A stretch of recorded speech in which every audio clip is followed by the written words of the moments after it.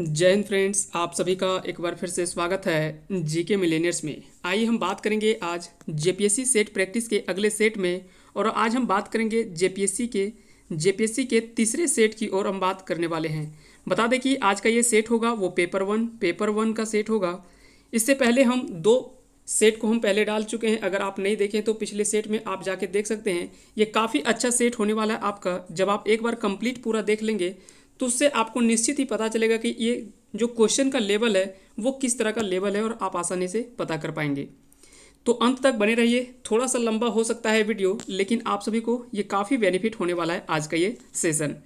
तो चलिए शुरू करते हैं एक एक करके सारे प्रश्नों को। आज का पहला सवाल है कि पराह यानी सूअर का चित्र जो है वो किस वंश के सिक्के पर अंकित मिलता है।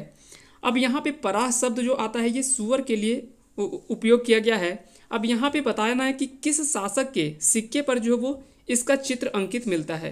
तो याद रखेंगे यहाँ पे कुछ शासकों में अगर देखें तो एक है चोल शासक, जिसके सिक्कों में बाघ। पल्लव वंश, इसके सिक्कों में जो है वो छोटा नाव। जबकि चेर शासक, इसके शासनकाल में जो सिक्के में जो चित्र मिलता है वो धनुष का चित्र अंकित मिलता है। वहीं चालुक्य में पराह यानी सूअर का चित्र अंकित मिलता है। वहीं उसके अलावा अगर बात करें तो इसका सही आंसर, पहले तो इसका सही आंसर हो जाएगा ऑप्शन डी, कि चालुक्य वंश के शासकों के समय जो सिक्के होते थे उसमें पराह यानी सूअर का चित्र जो है वो अंकित देखने को मिलता है। तो वहाँ पे आपको सीधा पराह लिखा रहेगा तो उसका अर्थ होता है सूअर। याद रखेंगे चोल शासकों के समय में जो चित्र अंकित होता है वो है बाघ का। चेर के समय में जो सिक्के में अंकित मिलता है चित्र वो धनुष का। जबकि पल्लव में छोटा नाव, पांडे में मछली, सातवाहन में बड़ा नाव, जबकि मौर्य वंश में मोर और इक्ष्वाकु वंश में सूंड उठाए हाथी। जबकि गुप्त वंश के शासनकाल में जितने भी सिक्के मिलते हैं, कुछ सिक्के जिसमें गरुड़ का चित्र अंकित मिलता है। तो यहाँ से इतने सारे आपको पॉइंट याद रखने हैं। इनमें से किसी भी शासक के बारे में या किसी भी वंश से संबंधित आपसे पूछा जा सकता है। आगे चलते इसमें अगला सवाल है कि निम्नलिखित में से सिक्कों में कौन से सिक्के सोने के सिक्के नहीं हैं। तो आपको बताना है कि इन सभी सिक्कों में जो है वो सोने का सिक्का कौन सा नहीं है। तो सबसे पहले है वराह, भनम या फनम भी कई जगह आपको मिलता है, कई जगह फनम भी मिलेगा या भनम, और पेगोड़ा, ये सभी सोने के सिक्के हैं। जबकि रूपक जो है ये चांदी का सिक्का है, चांदी का सिक्का है रूपक। तो इसका सही आंसर होगा ऑप्शन डी। कुछ यहाँ पे सिक्कों में अगर बात करें तो कुछ सिक्के हम देख लेते हैं कि कौन कौन से वो सिक्के हैं जो कि कह सकते हैं कि सोना, चांदी और तांबा के कुछ महत्वपूर्ण सिक्कों के बारे में हम उल्लेख कर लेते हैं। जैसे इसमें सबसे पहले बात करते हैं सोना का। तो सोना में दिनार, पटत, स्वर्ण, निकल, पदमंटक, भनम या फनम, वराह, पोन, तेन, पल, पैगोड़ा, पेडाइट और कलंजू, ये जितने भी सिक्के हैं ये सभी जो वो सोने के सिक्के हैं। तो याद रखेंगे इतने सिक्कों में से कोई भी सिक्का से संबंधित आपसे पूछा जा सकता है कि ये किस चीज़ का सिक्का है, सोना का है, चांदी का है, सीसा का है, तांबा का है। इस तरह से सवाल जो वो पूछा जाता है। वहीं चांदी के सिक्कों में अगर बात करें तो सदमानपन, रूपक रूप्य, रजत हंप, रईस, ट्रंप, इस तरह से आप याद रख सकते हैं इसको। चांदी के सिक्के को सारे क्रम से आप याद रख सकते हैं। सदमानपन, रूपक रूप्य, रजत हंप, रईस, ट्रंप, ये जितने भी सिक्के हैं ये सभी चांदी के सिक्के हैं। वहीं अगर बात करें तांबा का सिक्के में, कुछ कुछ सिक्के जो वो तांबा के सिक्के हैं, जैसे नासक, धारिणी, काकिनी, मिसप्रिय, मिसपिल, करसापन, मासक, अर्धमासक, ये सभी जो वो तांबा के सिक्के हुआ करते थे। तो ये सिक्के जो वो कहीं से आपसे पूछा जा सकता है, या तो डायरेक्टली कोई सिक्का आपसे पूछ ले कि पैडाइज या पैगोड़ा किस तरह का सिक्का था, सोना का, चांदी का, तांबा का या फिर सीसा का। तो यहाँ से याद रखेंगे यह जो है वो सोने का सिक्का था, पैडाइज या पैगोड़ा।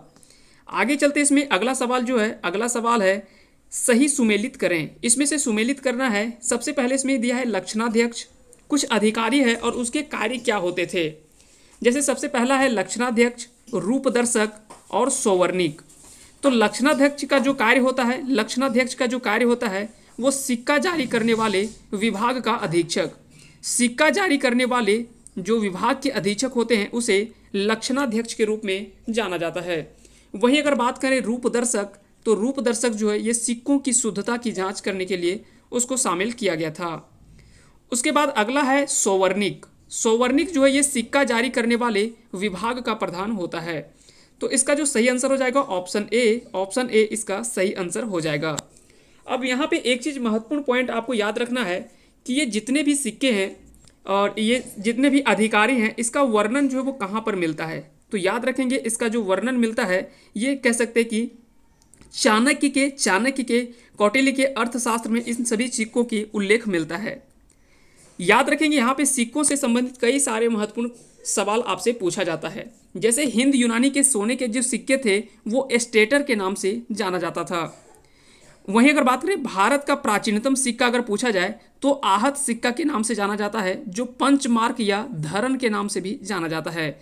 याद रखेंगे यह जो वो चांदी का सिक्का था, जो कि भारत का प्राचीनतम सिक्का में से एक माना जाता है।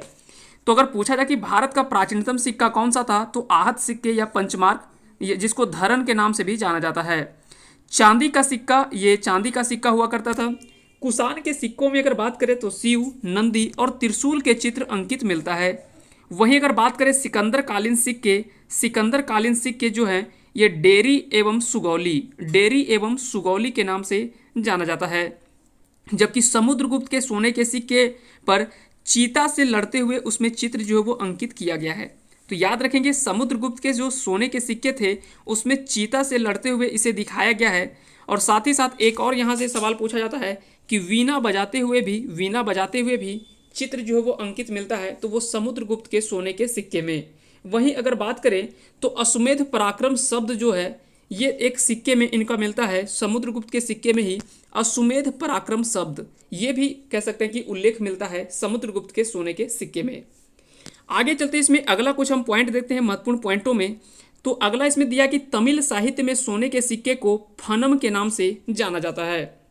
वही अगर बात करें भारत में सबसे पहले सोने का सिक्का कौन जारी किया, तो हिंद यूनानी के द्वारा, जो इंडो आर्यन के द्वारा या हिंद यूनानी के द्वारा सबसे पहले जो है भारत में सोने का सिक्का जारी किया गया था।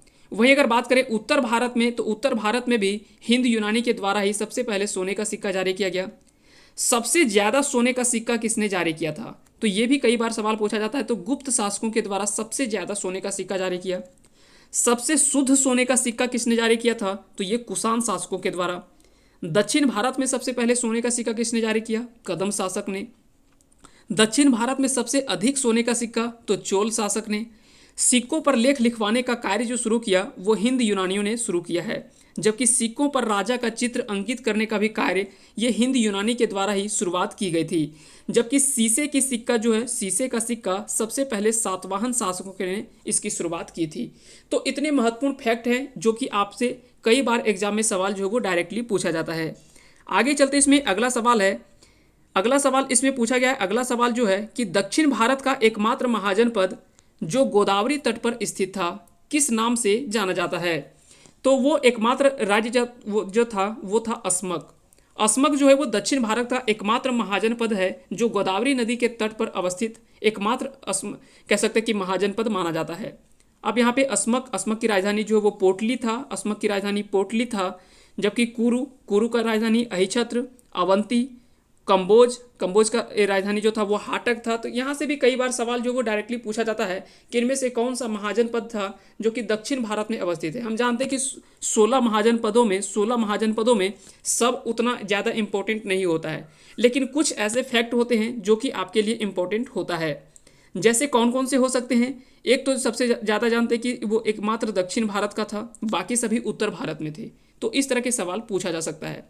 फिर एक और यहाँ से सवाल पूछा जाता है कि महाजनपद का उल्लेख जो मिलता है वो सबसे पहले कहाँ पर मिलता है, तो ये अंगुतर निकाय में ही सबसे पहले जो है वो 16 महाजनपद का उल्लेख मिलता है। याद रखेंगे असमक दक्षिण भारत का एकमात्र महाजनपद था जो आंध्र प्रदेश के गोदावरी नदी के तट पर स्थित था। आगे चलते इसमें अगला सवाल है कि पार्श्वनाथ के द्वारा प्रतिपादित 4 महाव्रत सत्य, अहिंसा, अपरिग्रह तथा अस्तेय दिए गए थे। वहीं अगर बात करें 5वां व्रत ब्रह्मचर्य को किसने जोड़ा था, तो अगर बात करें 5वां महाव्रत जो कि ब्रह्मचर्य को जो जोड़ा था, इसका सही आंसर होगा ऑप्शन डी यानी महावीर के द्वारा। अब यहाँ पे जितने भी जैन तीर्थंकर हैं, इनमें से कई सारे तीर्थंकर को आपसे पूछा जाता है, लेकिन यहाँ पे भी आपको सभी तीर्थंकर नहीं पूछे जाएंगे, यहाँ पे भी कुछ तीर्थंकर से ही सवाल पूछे जाते हैं। जैसे सबसे पहले तो आपसे पूछा जाएगा कि पहला तीर्थंकर कौन थे, तो पहला आपको याद होगा ऋषभ देव। ऋषभ देव को पहला तीर्थंकर के रूप में माना जाता है। ऋषभ देव को पहला तीर्थंकर। फिर दूसरा जो है वो अजीतनाथ को जो है वो दूसरा तीर्थंकर कहा जाता है। फिर उसके बाद इस तरह से कई बार सवाल आपसे पूछा जाता है संभवनाथ, अरिष्ट नेमी और भी जो यहाँ पे। उसके बाद पार्श्वनाथ जो थे वो 23वें तीर्थंकर थे, तो ये भी यहाँ से भी सवाल पूछा जाता है। और सबसे अंतिम 24वें तीर्थंकर महावीर को माना जाता है। तो कुछ तीर्थंकर को आपको याद रखने, शुरू के कम से कम 2 या 3 और लास्ट के 2 या 3, जो जैसे 23वें तीर्थंकर पार्श्वनाथ और 24वें तीर्थंकर महावीर, इनके बारे में कम से कम आपको पता होना चाहिए। आगे चलते हैं।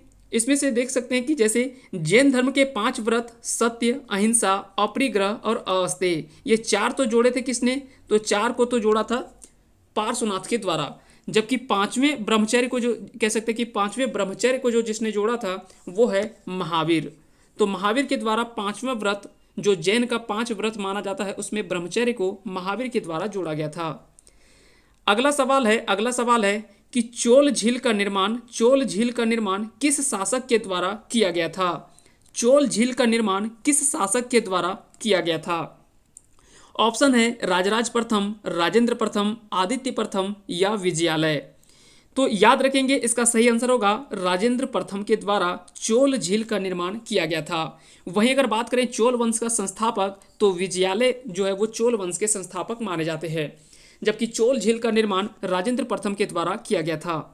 वहीं एक और यहाँ से सवाल पूछा जाता है कि राजराजेश्वर शैव मंदिर, जिसे बृहदेश्वर मंदिर के नाम से भी जाना जाता है, इसकी जो स्थापना किया गया था वो राजराज प्रथम के द्वारा किया गया था। ये भी चोल के काफ़ी प्रतापी शासक के रूप में माने जाते हैं, जो कि 1010 ईस्वी में इसकी स्थापना की गई थी। और यह है कहाँ पे, तो तमिलनाडु के तंजौर में अवस्थित है बृहदेश्वर मंदिर। आगे चलते इसमें अगला सवाल है कि विशिष्टाद्वैत मत के प्रवर्तक कौन हैं।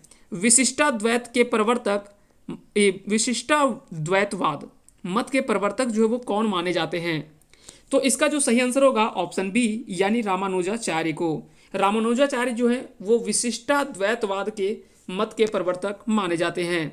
अब यहाँ पे कुछ महत्वपूर्ण मतों को अगर देखा जाए तो यहाँ पे सबसे पहले आता है विशिष्टाद्वैत मत, जो कि रामानुजाचार्य के द्वारा। अद्वैतवाद ये शंकराचार्य के द्वारा। द्वैताद्वैतवाद निम्बार्काचार्य। द्वैतवाद माधवाचार्य, जबकि शुद्धाद्वैतवाद वल्लभाचार्य के द्वारा दिया गया था। तो यहाँ से भी कोई भी आपसे सवाल जो है वो इनमें से पूछा जा सकता है। आगे चलते हैं। इसमें अगला सवाल है, इनमें से सही कालक्रम को आपको सजाना है। इनमें से कौन सा सही कालक्रम जो है वो संबंधित है। तो यहाँ पे जैसे दिया हुआ चंदेरी का युद्ध, घाघरा का युद्ध, चौसा का युद्ध और कन्नौज का युद्ध। तो अगर बात करें एक एक करके क्रम अगर देखा जाए तो इसका सबसे पहले जो आएगा वो आएगा पानीपत का युद्ध, क्योंकि हम जानते हैं कि पानीपत का युद्ध 21 अप्रैल 1526 ईस्वी को लड़ा गया था। तो सबसे पहले तो इसमें आ जाएगा पानीपत का युद्ध। लेकिन यहाँ पे ऑप्शन के अकॉर्डिंग अगर देखा जाए तो यहाँ पे पानीपत का युद्ध तो आपको दिया नहीं है। यहाँ पे ऑप्शन है सबसे पहले अगर बात करें तो घाघरा का युद्ध, चंदेरी, चौसा और कन्नौज। तो यहाँ पे थोड़ा सा हम कालक्रमों में अगर देखा जाए तो यहाँ पे कालक्रम हम देख लेते हैं थोड़ा सा, सभी जितने भी युद्ध हैं उसके बाद हम उस प्रश्नों को हम हल करेंगे। इसमें से सबसे पहले एक पानीपत का प्रथम युद्ध देखने को मिलता है, जो कि 21 अप्रैल 1526 को हुआ था। फिर आता है खानवा का युद्ध, जो कि 16 मार्च 1527 को, जबकि चंदेरी का युद्ध 29 जनवरी 1528 ईस्वी को लड़ा गया था। वहीं घाघरा का युद्ध 5 मई 1529 को, जबकि चौसा का युद्ध 26 जून 1539 को लड़ा गया था। उसके बाद है कन्नौज का युद्ध, जो कि 1540 में, पानीपत का दूसरा युद्ध 1556, हल्दी घाटी का युद्ध 1576, जबकि कालिंजर विजय एक और यहाँ से सवाल पूछा जाता है जो कि 1527 ईस्वी में लड़ा गया था। तो ये कुछ ऐसे महत्वपूर्ण कह सकते हैं कि युद्ध है जहाँ से अक्सर सवाल जो है वो यहाँ से पूछा जाता है। तो यहाँ से अब क्रम आपको पता चल गया होगा कि सबसे पहले तो चंदेरी आएगा, चंदेरी का युद्ध आएगा। लेकिन यहाँ पे खानवा का युद्ध दिया नहीं है, तो सबसे पहले तो आ जाएगा चंदेरी का युद्ध। उसके बाद है चौसा का युद्ध, फिर है घाघरा, उसके बाद आ जाएगा कन्नौज। तो इस तरह से इसका सही आंसर हो जाएगा। अगला चलते हैं। इसमें अगला जो सवाल है कि भागवत गीता का फारसी में अनुवाद कह सकते हैं कि भागवत गीता का फारसी में अनुवाद किसके द्वारा किया गया था। भागवत गीता का फारसी में अनुवाद किसके द्वारा किया गया था? तो इसका जो सही आंसर हो जाएगा वो हो जाएगा राजा टोडरमल के द्वारा। राजा टोडरमल ने ही भागवत गीता का फारसी में अनुवाद कराया था। अब यहाँ पे कुछ महत्वपूर्ण ऐसे पुस्तक हैं जो कि आपसे पूछा जाता है कि इसके फारसी में अनुवाद किसके द्वारा किया गया था। जैसे रामायण का अगर पूछा जाए कि फारसी में अनुवाद किसके द्वारा किया गया तो ये बदायूनी के द्वारा किया गया था। भगवत गीता का राजा टोडरमल, जबकि लीलावती ये फैजी के द्वारा फारसी में अनुवाद इनका किया गया था। अगला सवाल है सही सुमेलित करना है, इसमें से सही कालक्रम आपको बताना है कि इसका सही आंसर क्या होगा। यहाँ पे कुछ विभाग दिए हुए हैं और उनमें कार्यरत करने वाले लोगों के बारे में दिया हुआ है। जैसे सबसे पहले है दीवाने वजारत, दीवाने रिसालत, दीवाने इंसा और दीवान ए आरिज। ये बता दें कि सभी जो दिल्ली सल्तनत के शासक जिस समय चलता है तो उस समय जितने भी महत्वपूर्ण विभाग थे उनसे संबंधित ये क्रम दिया हुआ है। इसका जो सही आंसर हो जाएगा दीवाने वजारत, ये वजीर या तो फिर कह सकते हैं कि मुख्यमंत्री को कहा जाता था। दीवाने रिसालत ये विदेश विभाग, विदेशी विभाग में जो भी कार्य होता था या विदेशी कार्यों में जो भी कह सकते हैं कि जो संचालन होता था वो दीवाने रिसालत के नाम से जाना जाता था। वहीं शाही आदेश का पालन करने वाले को दीवाने इंसा कहा जाता था, जबकि दीवाने आरिज ये सैन्य मंत्री हुआ करते थे। आगे चलते हैं इसमें इनमें से अगला सवाल, और साथ ही साथ एक चीज़ और याद रखेंगे, इनमें जो है गुप्तचर को मनहयान के नाम से जाना जाता था। गुप्तचर को इन्हें इन समय में मनहयान के नाम से जाना जाता था।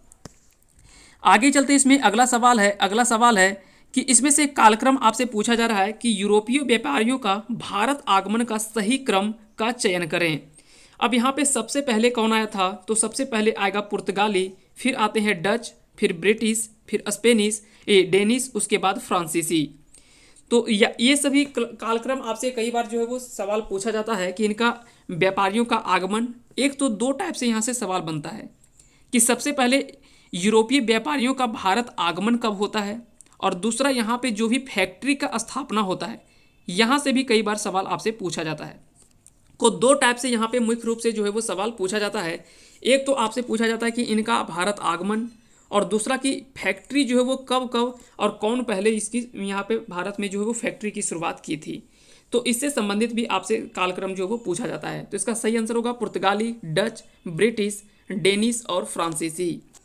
आगे चलते हैं, इसमें अगला सवाल है सही सुमेलित करें। यहाँ पे सही सुमेलित करने में आपको कालक्रम दिया हुआ है। जैसे सबसे पहला है ब्लैक हॉल की घटना, अलीनगर की संधि और प्लासी का युद्ध। तो याद रखेंगे इसमें से जो सबसे पहले जो होगा वो होगा 20 जून 1756 को ब्लैक हॉल की घटना होती है। तो सबसे पहले तो इसमें घटना जो आ जाएगा वो आएगा ब्लैक हॉल की घटना। दूसरा आता है 9 फरवरी 1757 को अलीनगर की संधि होती है, अलीनगर की संधि, फिर ब्लैक हॉल की घटना, और सबसे अंत में 23 जून 1757 को प्लासी का युद्ध होता है। तो इस तरह से इसका सही आंसर होगा ऑप्शन ए, ब्लैक हॉल की घटना, अलीनगर की संधि और प्लासी का युद्ध। ये इसका जो है वो सही क्रम हो जाएगा।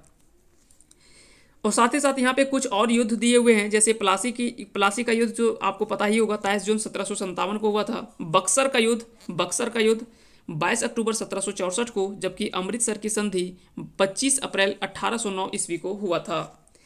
अगला सवाल इसमें पूछा गया है कि सुकरचकिया मिसल का संबंध किससे है। सुकरचकिया मिसल जो है वो किससे संबंधित है? चरत सिंह, छज्जा सिंह, जस्सा सिंह या जय सिंह।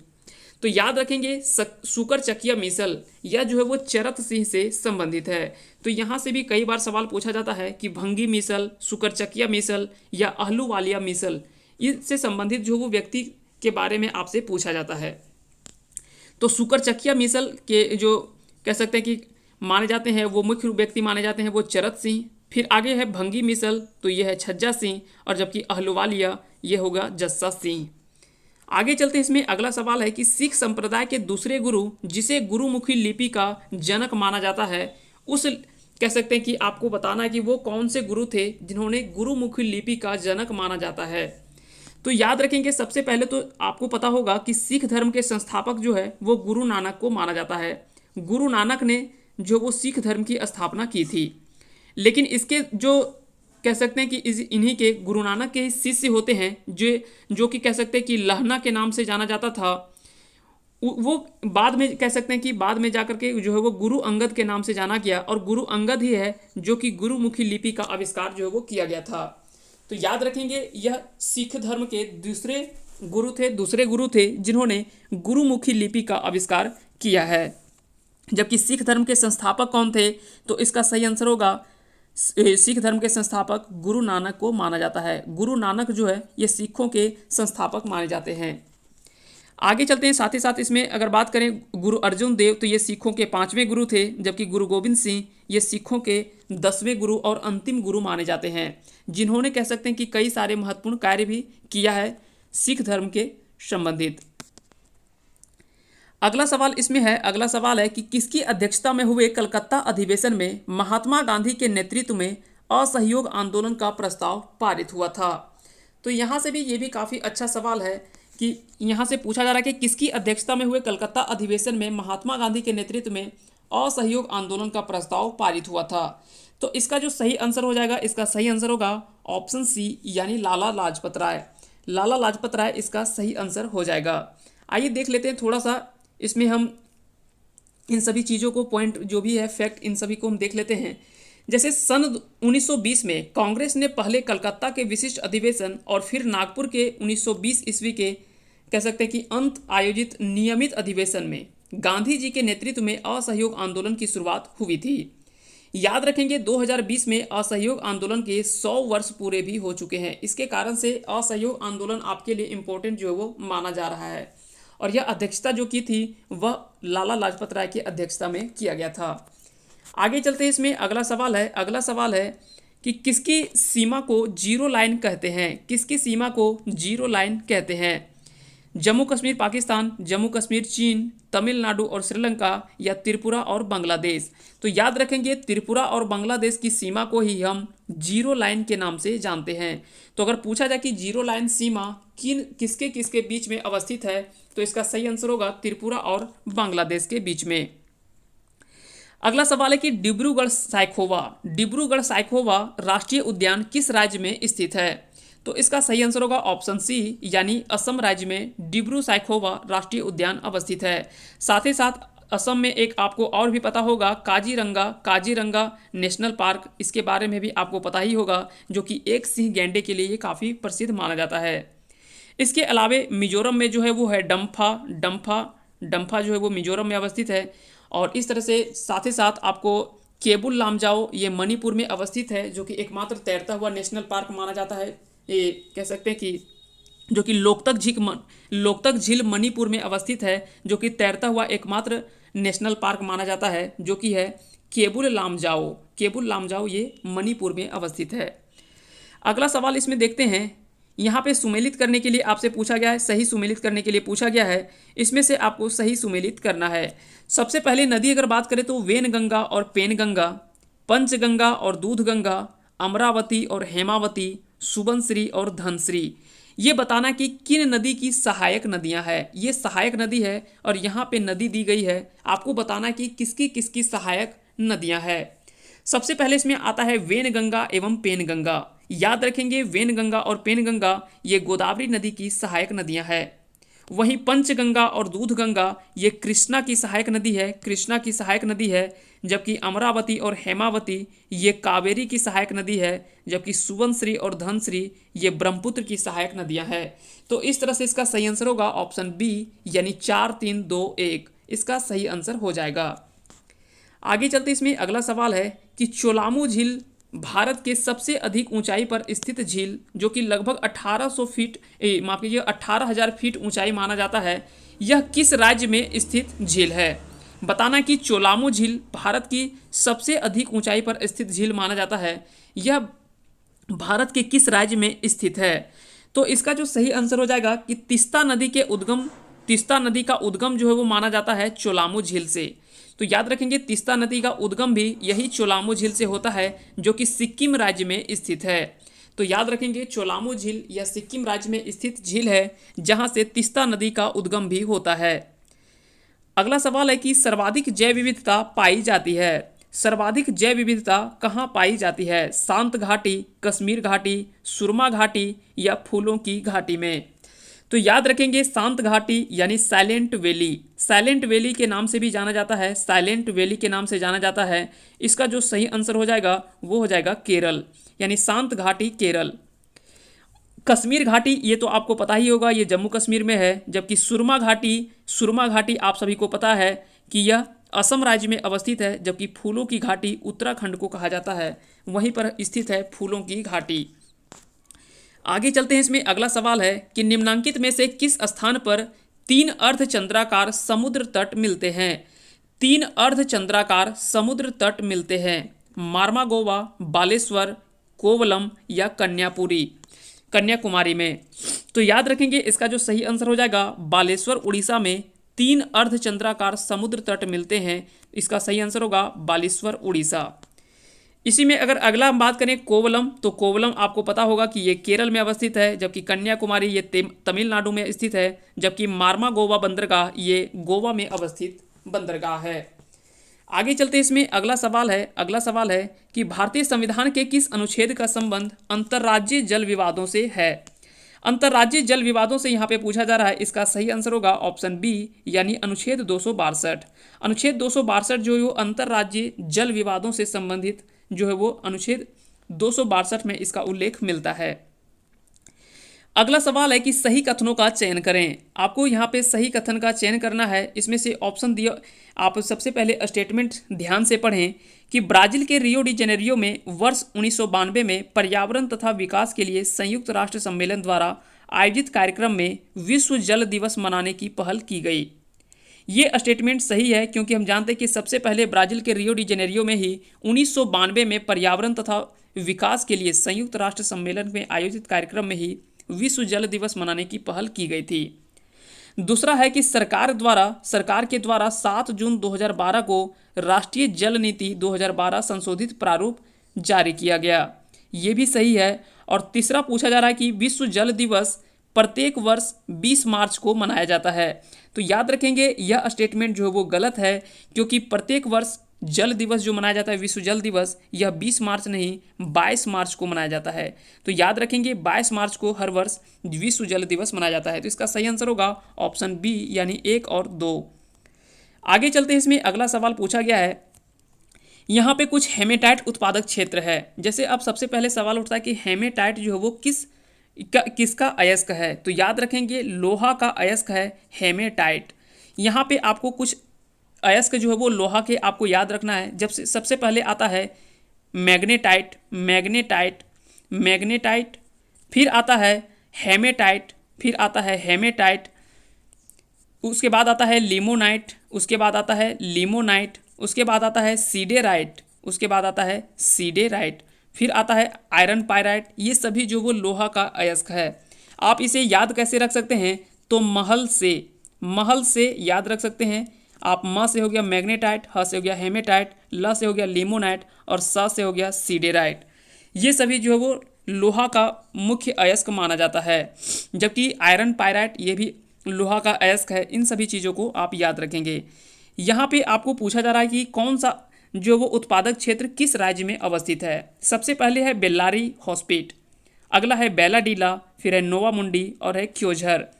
तो आप यहाँ से अनुमान लगा सकते हैं। अगर नहीं आपको सुमेलित करने के लिए आता है तो जो आप जानते हैं सबसे पहले उसे चुनें।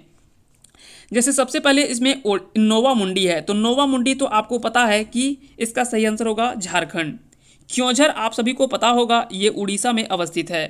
तो आपको तो ये पता चल गया कि सी का जो आंसर होगा वो 1 होगा। अब यहाँ पे कैसे इसको सेलेक्ट करें, तो आप देख सकते हैं कि सी में 1 कहाँ पे है? तो सी में 1 एक ही जगह है, जो कि आंसर ऑप्शन सी में है। आप देख सकते हैं कि नोवा मुंडी सी का 1 जो है वो ऑप्शन एक ही में है और वो ऑप्शन सी में है। बाकी सभी में अलग अलग ऑप्शन दिया हुआ है। तो डायरेक्टली आंसर आप यहाँ से एक से भी निकाल सकते हैं।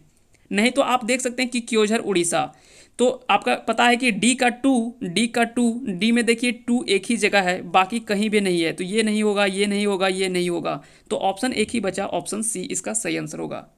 या हो सकता है कि आपको ये पता चल जाता कि बेल्लारी जो है वो कर्नाटक में है, यानी ए का 4 होगा। तो ए का 4 होगा, यानी ए नहीं होगा, बी नहीं होगा।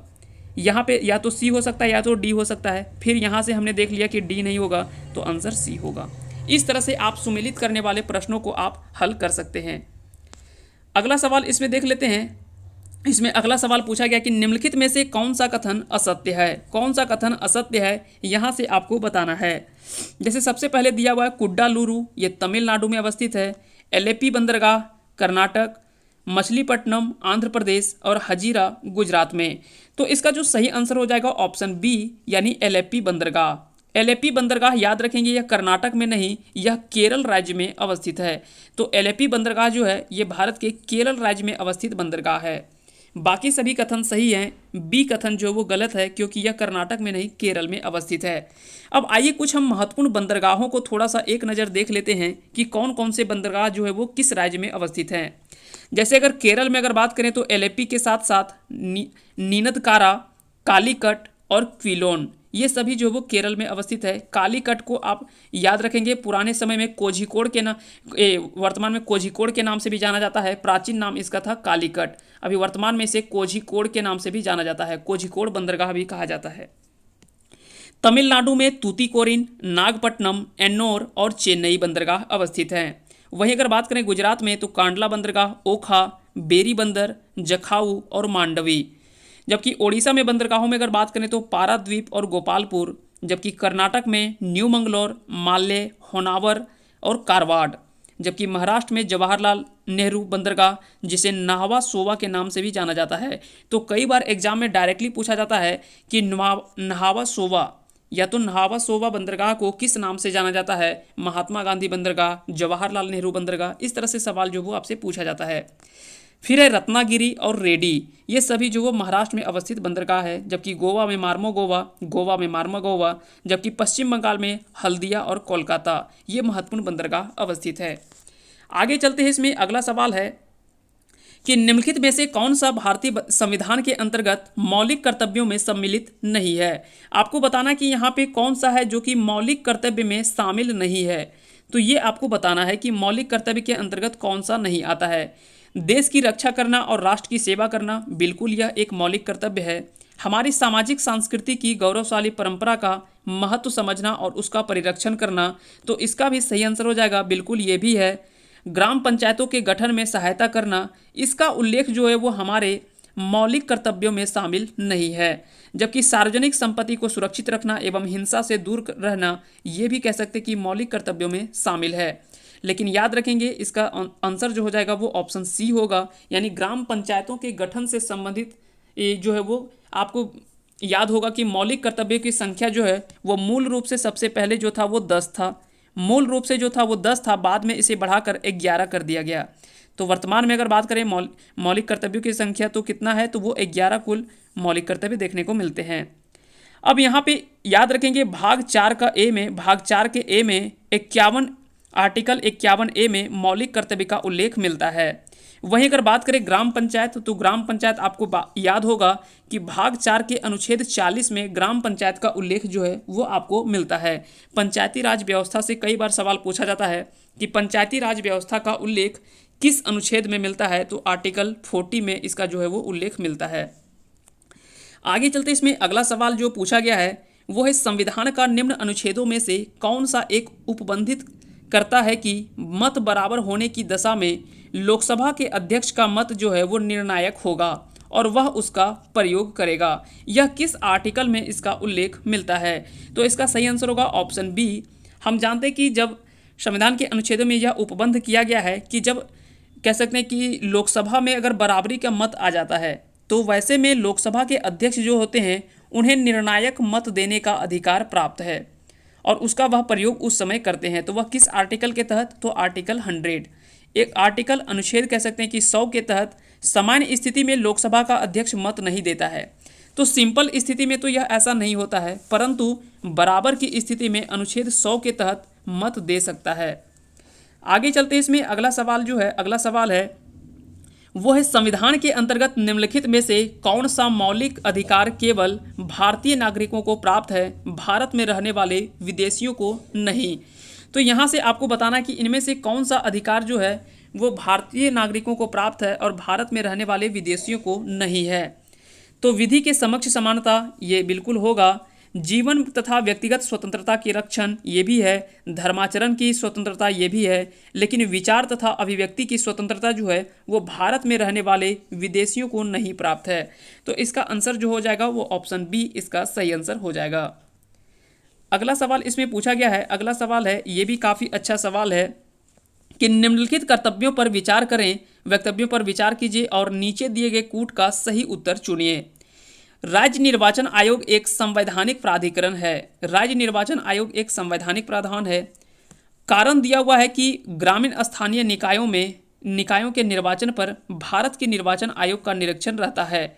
तो पहला तो यहाँ पे दिया हुआ है कि राज्य निर्वाचन आयोग एक संवैधानिक प्राधिकरण है, जो कि बिल्कुल सही है, बिल्कुल सही है, क्योंकि हम जानते हैं कि राज्य निर्वाचन आयोग एक संवैधानिक प्राधिकरण है।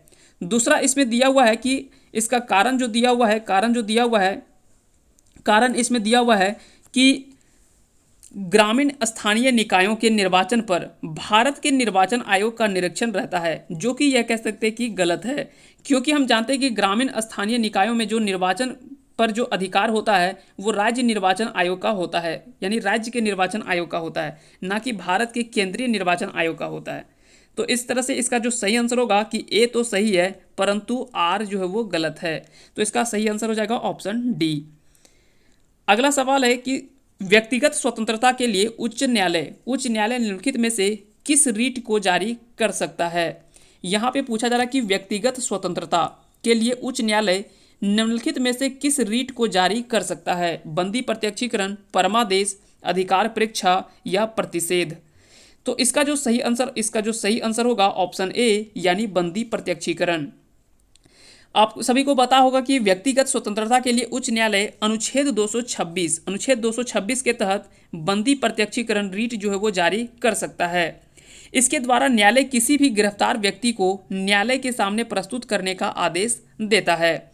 बंदी प्रत्यक्षीकरण रीट को सार्वजनिक प्राधिकरण हो या व्यक्तिगत दोनों के खिलाफ जारी किया जा सकता है।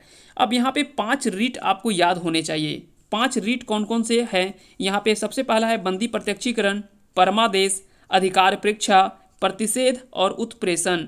ये 5 आपको पता होने चाहिए। सबसे पहले है हेबियस कार्पस, इसे कहा जाता है मैंडेमस, अधिकार परीक्षा, उसके बाद है प्रतिषेध प्रोहिबिशन, और उसके बाद आता है उत्प्रेषण जो कि कहा जाता है सर्टियोररी।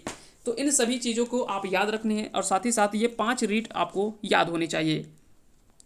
बता कि जितने भी सवाल लिए गए हैं वो सवाल जितने भी लिए गए हैं यूं ही नहीं लिए गए, सारे सिलेक्टेड सवाल जो भी आपके लिए गए हैं वो सारे सिलेक्टेड सवाल लिए गए हैं, ताकि आपको कह सकते हैं कि समझने में आसानी हो। और बता दें कि इसका लेवल जो होगा वो कुछ इसी तरह का रहने वाला है। अगर आपको लगता है कि इससे इजी लेवल का सवाल होगा तो ये आप गलतफहमी में हैं, क्योंकि इससे नीचे का सवाल जो वो नहीं मिलेगा आपको। आगे चलते इसमें अगला सवाल जो पूछा गया है ये भी काफ़ी अच्छा सवाल है कि निम्नलिखित में से कौन सी एक समिति पंचायती राज व्यवस्था से संबंधित नहीं है, पंचायती राज संस्था से संबंधित नहीं है। PVN राव समिति, ML सिंघवी समिति, अशोक मेहता समिति या बलवंत राय मेहता समिति। तो याद रखेंगे इसका जो सही आंसर होगा ऑप्शन ए, यानी PV नरसिम्हा राव समिति जो है यह पंचायती राज व्यवस्था से संबंधित नहीं है। तो पंचायती राज संस्था से संबंधित है वो है PL सिंघवी समिति, अशोक मेहता समिति और बलवंत राय मेहता समिति, जो कि सबसे ज़्यादा जो वो जानते हैं कि बलवंत राय मेहता समिति और अशोक मेहता समिति ये दोनों जो है वो ज़्यादा पॉपुलर माने जाते हैं, जो कि पंचायती राज संस्था से संबंधित इन कमेटी को। आगे चलते इसमें अगला सवाल है कि माउंटबेटन योजना जो है वो किसका आधार बनी। तो माउंटबेटन योजना आधार बनी ब्रिटिश शासन की निरंतरता का, सत्ता के हस्तांतरण का, देश की विभाजन का या फिर सांप्रदायिक समस्याओं के समाधान की। तो याद रखेंगे माउंटबेटन योजना के अनुसार भारत का विभाजन करते हुए डोमिनियन स्टेट्स प्रदान करने का प्रावधान था। तो इस तरह से याद रखेंगे, इसका जो सही आंसर हो जाएगा ऑप्शन सी। अगला सवाल है कि भारतीय संविधान के निम्नलिखित अनुच्छेदों में से किस एक के अंतर्गत विधान परिषद की स्थापना या समाप्ति की व्यवस्था की गई है। यहाँ पे पूछा जा रहा है कि भारतीय संविधान के निम्नलिखित अनुच्छेदों में से किसके एक अंतर्गत विधान परिषद की स्थापना या समाप्ति की व्यवस्था की गई है। आपको उस आर्टिकल के बारे में बताना है तो इसका सही आंसर होगा ऑप्शन बी यानी आर्टिकल 169 यानी अनुच्छेद 169 के तहत भारतीय संविधान में निम्नलिखित अनुच्छेदों के अनुच्छेद 169 के अंतर्गत विधान परिषदों के उत्साधन या सृजन की प्रावधान किया गया है। तो याद रखेंगे इसका सही आंसर होगा अनुच्छेद 169। अगला सवाल है कि डेक्कन एजुकेशन सोसाइटी की स्थापना से कौन संबंधित थे। डेक्कन एजुकेशन सोसाइटी की स्थापना जो है वो किन्होंने किया था। तो इसका जो सही आंसर होगा ऑप्शन ए यानी जस्टिस राणा डे इसका सही आंसर हो जाएगा। अब देख लेते हैं इसका जो एक्सप्लेनेशन थोड़ा सा हम देख लेते हैं। डेक्कन एजुकेशन सोसाइटी की स्थापना जस्टिस राणा डे के द्वारा की गई थी। महादेव गोविंद राणा डे पश्चिमी भारत के अग्रणी सुधारक में से एक माने जाते थे। वहीं अगर बात करें विधवा पुनर्विवाह संघ के संस्थापकों में से एक ये थे। तो याद रखेंगे विधवा पुनर्विवाह से संबंधित भी इन्होंने काफ़ी महत्वपूर्ण कार्य किया था। उसके अलावा भी राजा राम मोहन राय, ईश्वर चंद्र विद्यासागर और भी कई ऐसे लोग थे जिन्होंने इस क्षेत्र में भी काफ़ी महत्वपूर्ण कार्य किया है। साथ ही साथ सती प्रथा हो गया, विधवा पुनर्विवाह हो गया, ये सभी जो है वो कहीं ना कहीं इन्होंने में कह सकते हैं कि इन सभी चीज़ों में इन्होंने बढ़ चढ़कर हिस्सा जो है वो लिया था। आगे चलते इसमें अगला सवाल है कि संसद के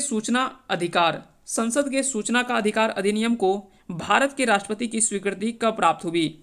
अब यहाँ पे संसद के सूचना का अधिकार अधिनियम को भारत के राष्ट्रपति की स्वीकृति कब प्राप्त हुई। यहाँ पे ऑप्शन है 15 मई 2005, 5 जून 2005, 12 जून 2005 या 12 अक्टूबर 2005 को। तो इसका सही आंसर होगा ऑप्शन डी यानी 12 अक्टूबर 2005 को।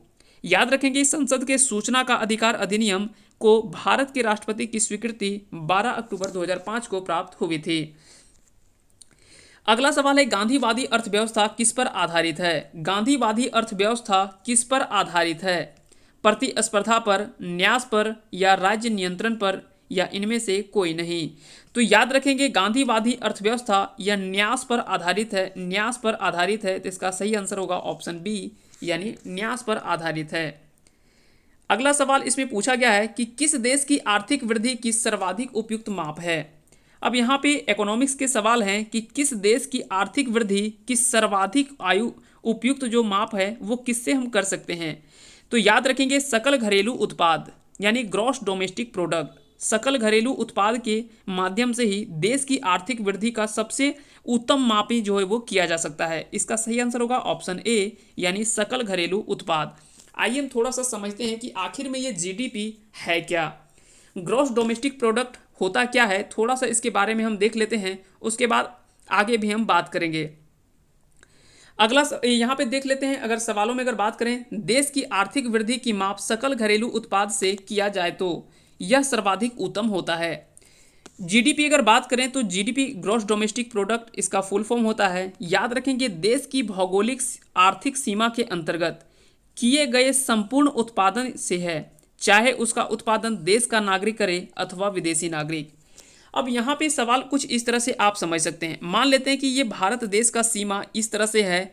अब इसके अंदर जितने भी व्यक्ति हैं इनके द्वारा उत्पादित किए गए कह सकते हैं कि विदेशी नागरिक हो चाहे वो देश का नागरिक हो, इसके अंदर में या भारतीय सीमा के अंतर्गत, ये आर्थिक सीमा के अंतर्गत जो भी व्यक्ति इसके अंतर्गत उत्पादन करते हैं वो सभी जो वो जीडीपी में शामिल होता है।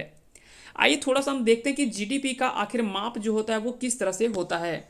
और यहाँ पे एक और चीज़ दिया हुआ है जीएनपी, ग्रॉस नेशनल प्रोडक्ट। यहाँ पे इसके बारे में देख लेते हैं थोड़ा सा इसके बारे में। जैसे जीएनपी बराबर होता है GDP plus X minus M. अब एक्स यहाँ पे क्या है तो एक्सपोर्ट है, जबकि एम यहाँ पे इम्पोर्ट है। एक्स यहाँ पे क्या है एक्सपोर्ट है, जबकि एम यहाँ पे इम्पोर्ट है। यानी एक होता है निर्यात और दूसरा होता है आयात। तो हम जानते हैं कि विदेशों में जो जीएनपी होता है, विदेशों का जीएनपी जो होता है, जैसे मान लेते हैं इसका जीडीपी 90,000 है, 10,000 इन्होंने एक्सपोर्ट किया तो 5,000 ये इंपोर्ट करते हैं। क्योंकि हम जानते हैं कि दूसरे देश जो हैं या विकसित देश को हम मान सकते हैं कि वो एक्सपोर्ट ज़्यादा करते हैं जबकि इंपोर्ट कम करते हैं। यानी निर्यात वो ज़्यादा करते हैं लेकिन आयात किसी देश से वो काफ़ी कम करते हैं, जिसके कारण से इसका अगर कुल जीएनपी अगर देखा जाए तो इसका जो हो जाता है वो 95,000 होता है। लेकिन इंडिया में अगर स्थिति देखा जाए तो थोड़ा सा ये उल्टा होता है, क्योंकि यहाँ का भी जीडीपी अगर हम 90,000 लें तो यहाँ पे ये एक्सपोर्ट 5,000 का होता है जबकि इंपोर्ट 10,000 का होता है। क्योंकि आप सभी को पता होगा कि भारत में आज भी निर्यात कम होता है और आयात अधिक होता है, जिसके कारण से इसका टोटल जो हो जाता है वो 85,000 हो जाता है। तो आप इस तरह से देख सकते हैं कि इसका जो डिफरेंस आता है वो काफ़ी डिफरेंस आ जाता है दूसरे देशों की तुलना में भारत का।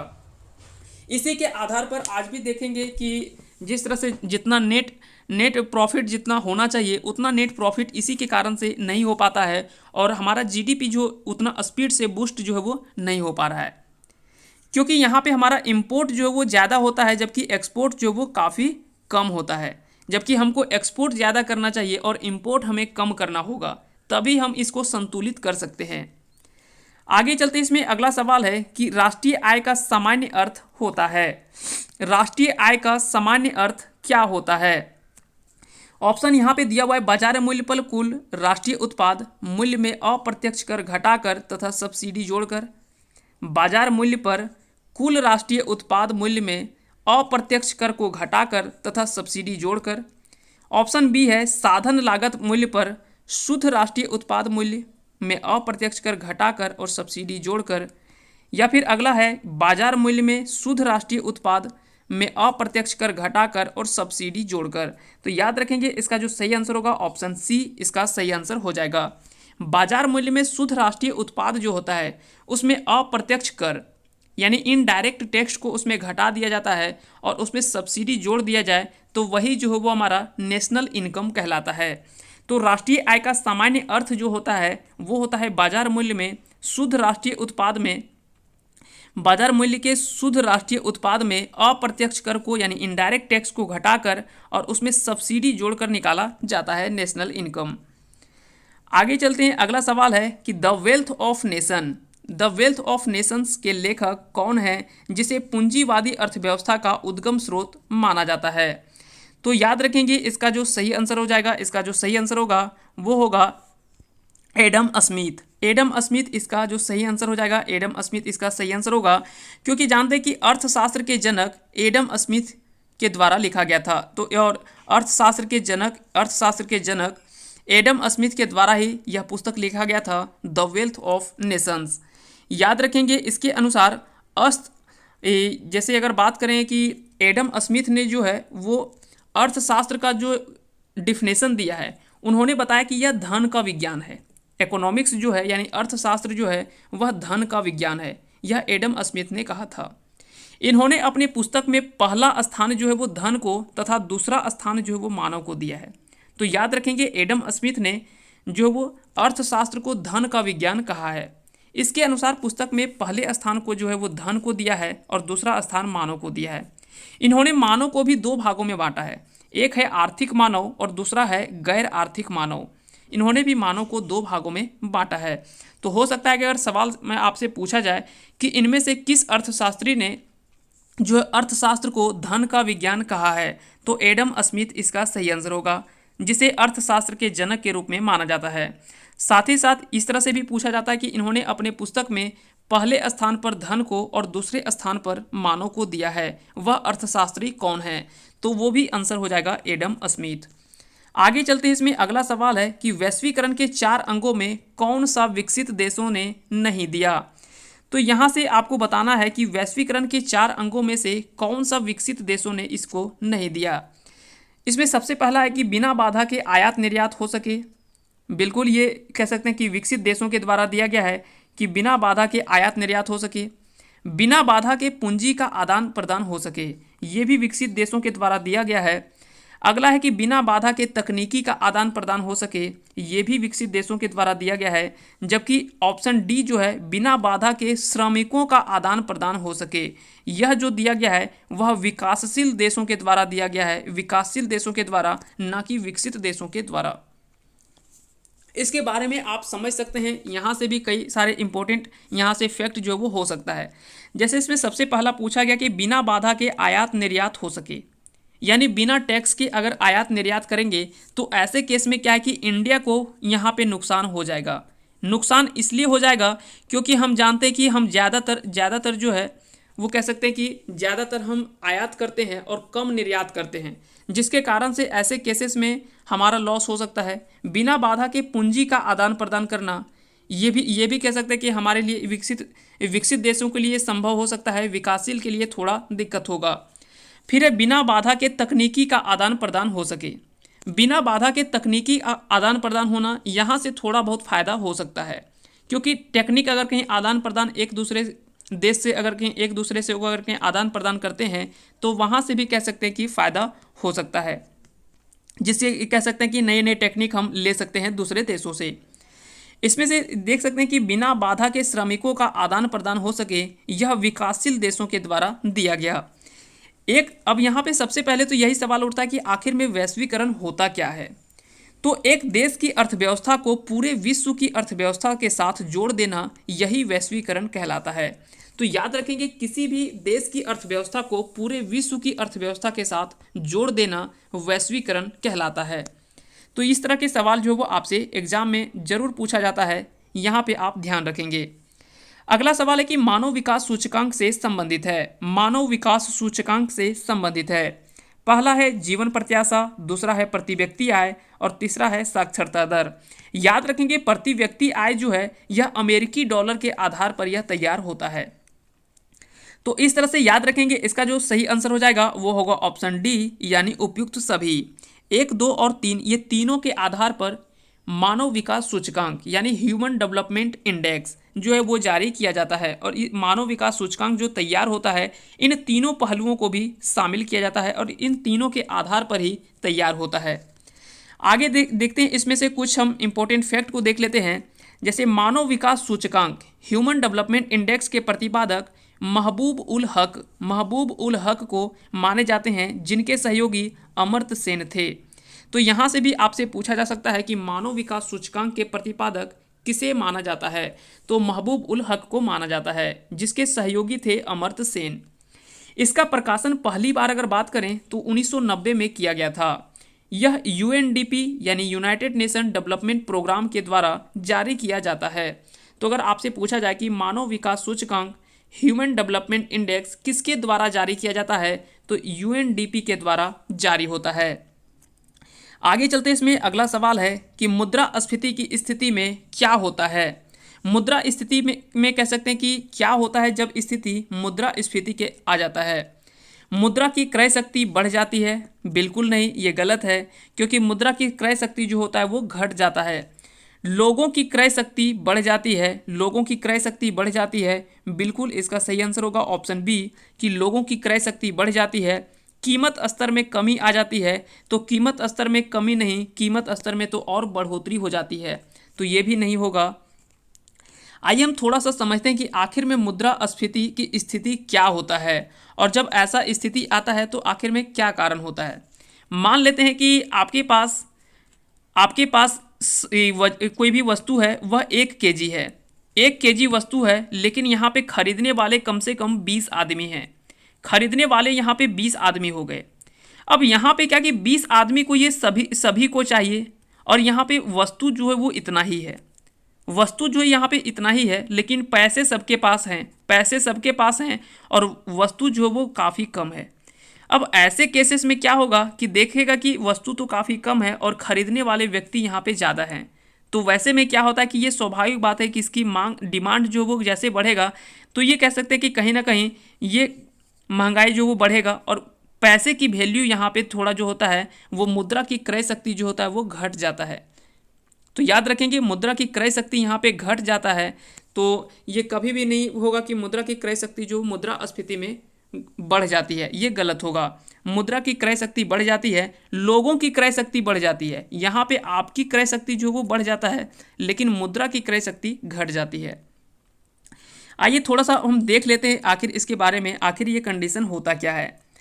कहता है मुद्रास्फीति वह स्थिति है जिसमें वस्तुओं और सेवाओं की कीमतें सतत वृद्धि होती है और मुद्रा की क्रय शक्ति घट रही होती है। तो याद रखेंगे, यहाँ पे मुद्रा की क्रय शक्ति जो वो घट रहा होता है, जैसे आप कुछ केसेस में आप इस तरह से समझें कि अभी जो चीज़ वस्तु आपको 10 रुपये में मिल जा रहा है, जैसे मुद्रास्फीति की स्थिति आएगा तो यही 10 रुपये वाली वस्तु आपको 100 रुपये में मिलेगा। तो आप यहाँ पे समझिए कि मुद्रा का वैल्यू यहाँ पे बढ़ा या घट गया, तो मुद्रा के वैल्यू जो है यहाँ पे घट गया, क्योंकि जो चीज़ हम 10 रुपये में ले रहे थे वही वस्तु आज हम 100 रुपये में ले रहे हैं। तो ऐसा स्थिति कब आता है? मुद्रास्फीति के स्थिति में आता है।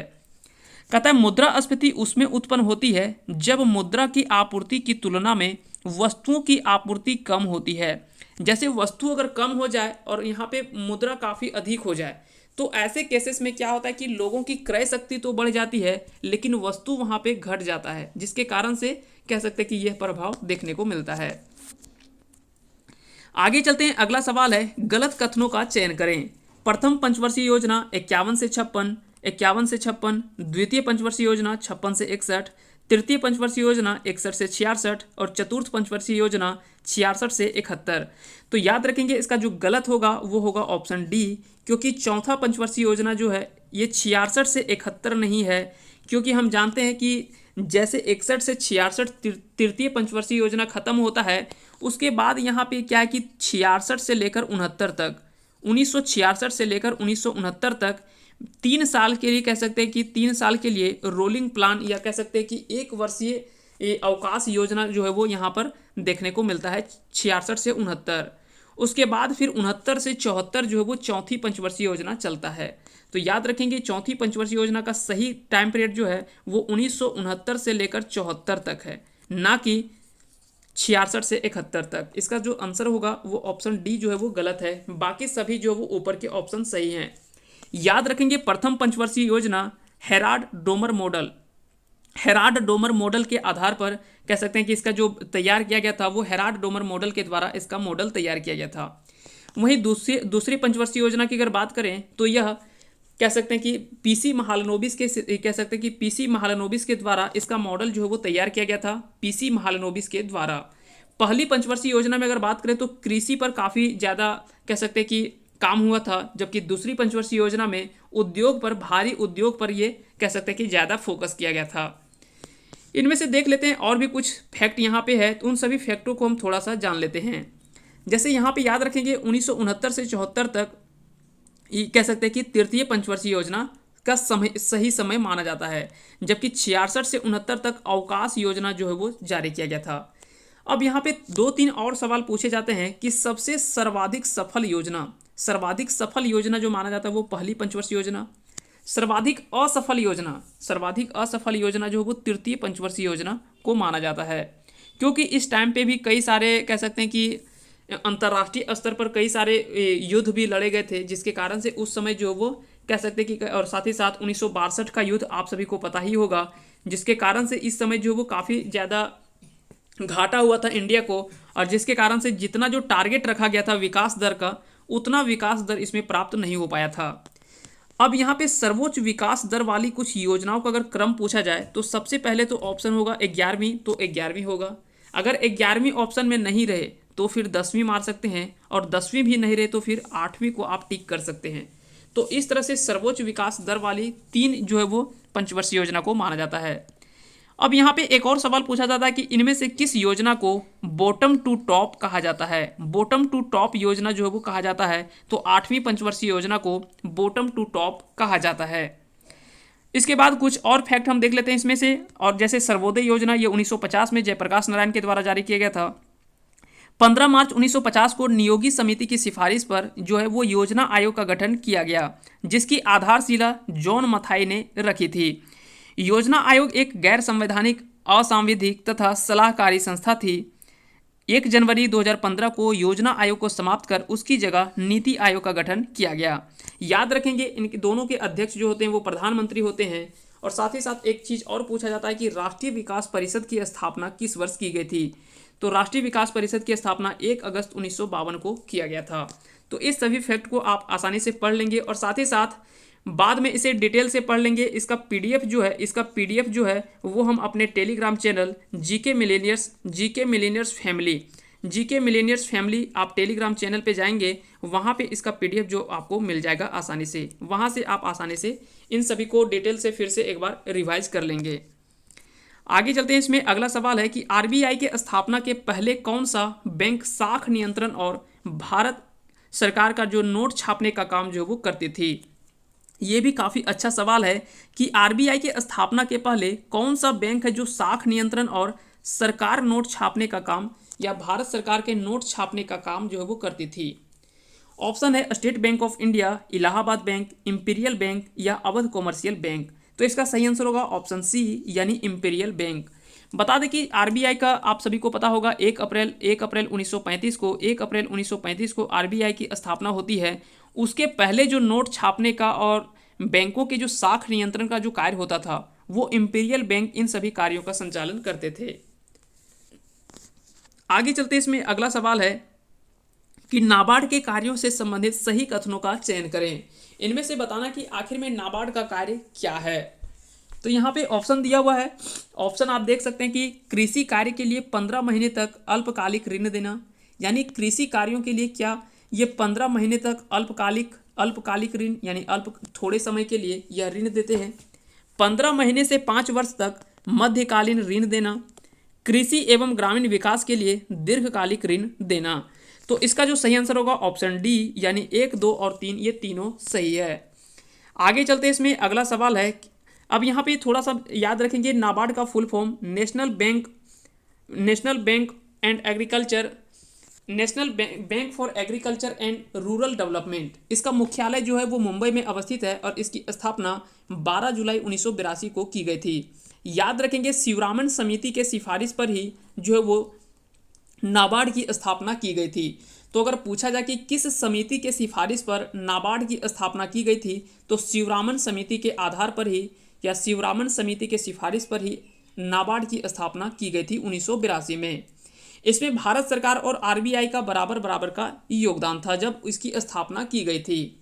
हालांकि वर्तमान में थोड़ा सा कंडीशन, इसमें कुछ ऐसे हिस्से हैं जो कि इसमें बेचा भी गया है, जो कि कह सकते हैं कि दूसरे का स्वामित्व इसमें कुछ प्रतिशत तक अभी है वर्तमान में।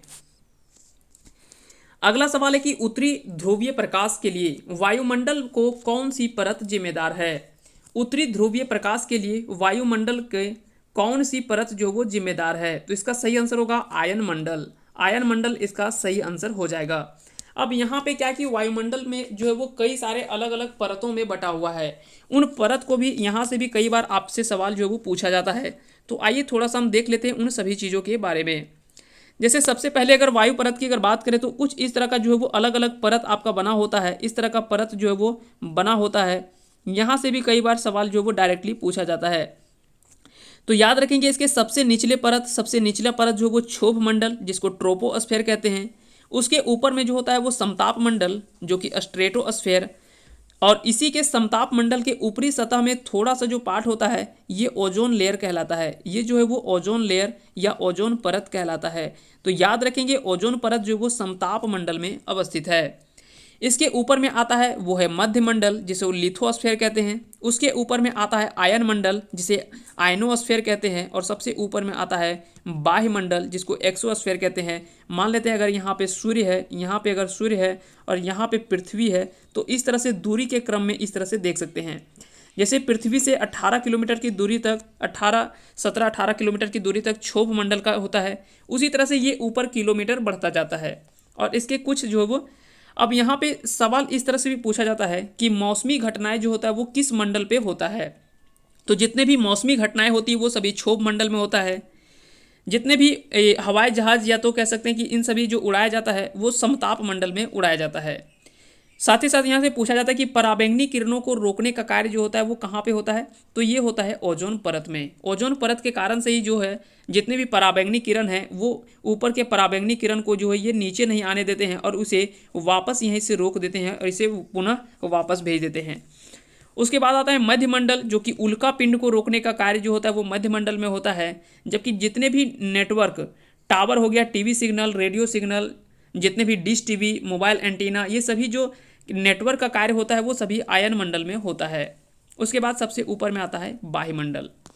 आगे चलते इसमें अगला सवाल है कि एक अंतरिक्ष यान जो चक्कर लगा रहा है उससे एक सेव छोड़ा जाता है तो वह क्या होगा। पृथ्वी की ओर गिरेगा, कम गति से गतिवान होगा, या अंतरिक्ष यान के साथ साथ उसी गति से गतिवान होगा, या अधिक गति से गतिवान होगा। तो याद रखेंगे, एक अंतरिक्ष यान जो चक्कर लगा रहा है, अगर वहाँ से एक सेव को छोड़ा जाता है तो अंतरिक्ष यान के साथ साथ उसी गति से गतिवान होगा। तो इसका सही आंसर होगा ऑप्शन सी। आगे चलते इसमें अगला सवाल है कि निम्नलिखित में से कौन सा कारक जैव विविधता के ह्रास के लिए सर्वाधिक महत्वपूर्ण कारक है। तो यहाँ से आपसे पूछा जा रहा है कि इनमें से सर्वाधिक महत्वपूर्ण कारक कौन सा है। थोड़ा बहुत हो सकता है दूसरा भी, लेकिन सर्वाधिक महत्वपूर्ण अगर बात करें तो यह जो सबसे ज़्यादा जो हो रहा है वो है प्राकृतिक वास का विनाश। आइए देख लेते हैं थोड़ा सा इसके बारे में। जैसे प्राकृतिक संसाधनों का दोहन जो कि अतिशय नगरीकरण तथा तीव्र औद्योगिकरण उत्पादन का प्रतिफल है। जैव विविधता के ह्रास के लिए सर्वाधिक महत्वपूर्ण कारक जो वो माना जा रहा है प्राकृतिक वास का विनाश करना। तो ये सबसे ज़्यादा जो वो प्रमुख जो है वो जैव विविधता के घटने का कारण या लगातार जो ह्रास हो रहा है उसका सर्वाधिक महत्वपूर्ण कारक जो वो इसी को माना जाता है। आगे चलते हैं, इसमें अगला सवाल है सही सुमेलित करें। इसमें से सुमेलित करना है, जैसे हीरा है, संगमरमर, रेत और मानिक या रूबी। तो याद रखेंगे हीरा का अपरूप जो है वो कार्बन है, तो हीरा में कार्बन होता है। फिर उसके बाद आता है संगमरमर में कैल्शियम। उसके बाद आता है रेत में हम जानते हैं कि सिलिकॉन होता है, जबकि मानिक या रूबी इसमें एल्युमिनियम होता है। तो इस तरह से आंसर होगा 4, 1, 2, 3 इसका सही आंसर हो जाएगा। इस तरह से सुमेलित करने के लिए भी आपसे कई सारे सवाल जो है वो पूछे जाते हैं। अगला सवाल यहाँ पे बायोलॉजी से संबंधित है। यहाँ पे कुछ प्रमुख हार्मोन दिए हुए हैं और उसकी स्रावित ग्रंथि जो है वो उससे आपको पूछा जा रहा है। जैसे प्रोजेस्टेरोन, टेस्टोस्टेरोन, थायरोक्सिन और इंसुलिन। तो प्रोजेस्टेरोन अगर बात करें तो यह महिलाओं से संबंधित यह हार्मोन है, महिलाओं से संबंधित हार्मोन है जो कि प्रोजेस्टेरोन है। उसके अलावा अगर बात करें टेस्टोस्टेरोन तो यह पुरुषों से संबंधित हार्मोन है, पुरुषों से संबंधित हार्मोन है टेस्टोस्टेरोन। थायरोक्सिन हार्मोन हम जानते हैं कि यह थायराइड ग्रंथि में होता है, जबकि इंसुलिन आप जानते हैं इसका जो अग्न्याशय से संबंधित है, इसका स्रावित जो होता है वो अग्न्याशय से होता है। तो इस तरह से इसका जो सही आंसर हो जाएगा वो होगा 3, 4, 1, 2 इसका सही आंसर हो जाएगा। आगे चलते इसमें अगला सवाल है नेशनल ग्रीन ट्रिब्यूनल एक्ट 2010 किससे संबंधित है। नेशनल ग्रीन ट्रिब्यूनल जो है वो किससे संबंधित है, इसके बारे में आपको बताना है कि नेशनल ग्रीन ट्रिब्यूनल जो वो किससे संबंधित है। National green tribunal act 2010 green ईंधन उपयोग से, ऊर्जा के वैकल्पिक स्रोतों के प्रोत्साहित करने से, पर्यावरण संरक्षण से या ग्रीन कोर्टों न्यायालय के सृजन से। तो याद रखेंगे पर्यावरण संरक्षण से संबंधित है नेशनल ग्रीन ट्रिब्यूनल एक्ट 2010। तो याद रखेंगे नेशनल ग्रीन ट्रिब्यूनल एनजीटी, कई बार सवाल पूछा जाता है कि एनजीटी का फुल फॉर्म क्या होता है। तो नेशनल ग्रीन ट्रिब्यूनल, यह एक्ट जो बना था वो 2010 में बना था, 2010 में, इसको भी आप याद रखेंगे। अगला सवाल है कि निम्नलिखित में से कौन सा युग्म सही सुमेलित नहीं है। यहाँ पे ऑप्शन दिया हुआ है रेटिनॉल जिसके कारण से जीरोथैल्मिया, टोकोफेरॉल बेरी, साइनोकोबालामिन रक्ताल्पता और अर्गोकैल्सिफेरॉल रिकेट्स। तो याद रखेंगे रेटिनॉल या विटामिन ए की कमी से होने विटामिन ए का वैज्ञानिक नाम है रेटिनॉल। तो याद रखेंगे विटामिन ए को रेटिनॉल कहा जाता है, जिससे होने वाला बीमारी जो है वो जीरोथैल्मिया होता है। तो ये सही है। दूसरा है टोकोफेरॉल। तो हम जानते हैं कि टोकोफेरॉल जो होता है वो विटामिन ई को कहा जाता है, विटामिन ई को कहा जाता है टोकोफेरॉल, जबकि कैल्सीफेरॉल विटामिन डी को कहा जाता है। और वहीं अगर रोग देखा जाए तो बेरी जो होता है वो विटामिन B1 के कारण से, यानी थायमिन के कमी के कारण से बेरी नामक रोग होता है। तो ये स्टेटमेंट जो वो गलत है। तो इसका सही आंसर होगा ऑप्शन बी, बाकी सभी कथन जो वो सही है। जैसे साइनोकोबालामिन या विटामिन B12 को साइनोकोबालामिन कहा जाता है क्योंकि इसमें जो वो कोबाल्ट देखने को मिलता है, जिसके कारण से इसमें रक्ताल्पता जैसी बीमारी देखने को मिलता है। वहीं अर्गो कैल्सीफेरॉल, तो कैल्सीफेरॉल जैसे हम जानते हैं कि विटामिन डी को कहा जाता है कैल्सीफेरॉल, जिसके कारण से रिकेट्स नामक बीमारी होता है जो कि हड्डियों से संबंधित रोग होता है। टोकोफेरॉल याद रखेंगे विटामिन ई होता है जिसकी कमी से जनन क्षमता की कमी होती है। तो याद रखेंगे टोकोफेरॉल विटामिन ए का नाम है, जबकि बेरी ये विटामिन B1 की कमी से कारण से होता है और विटामिन B1 को थायमिन के नाम से जाना जाता है।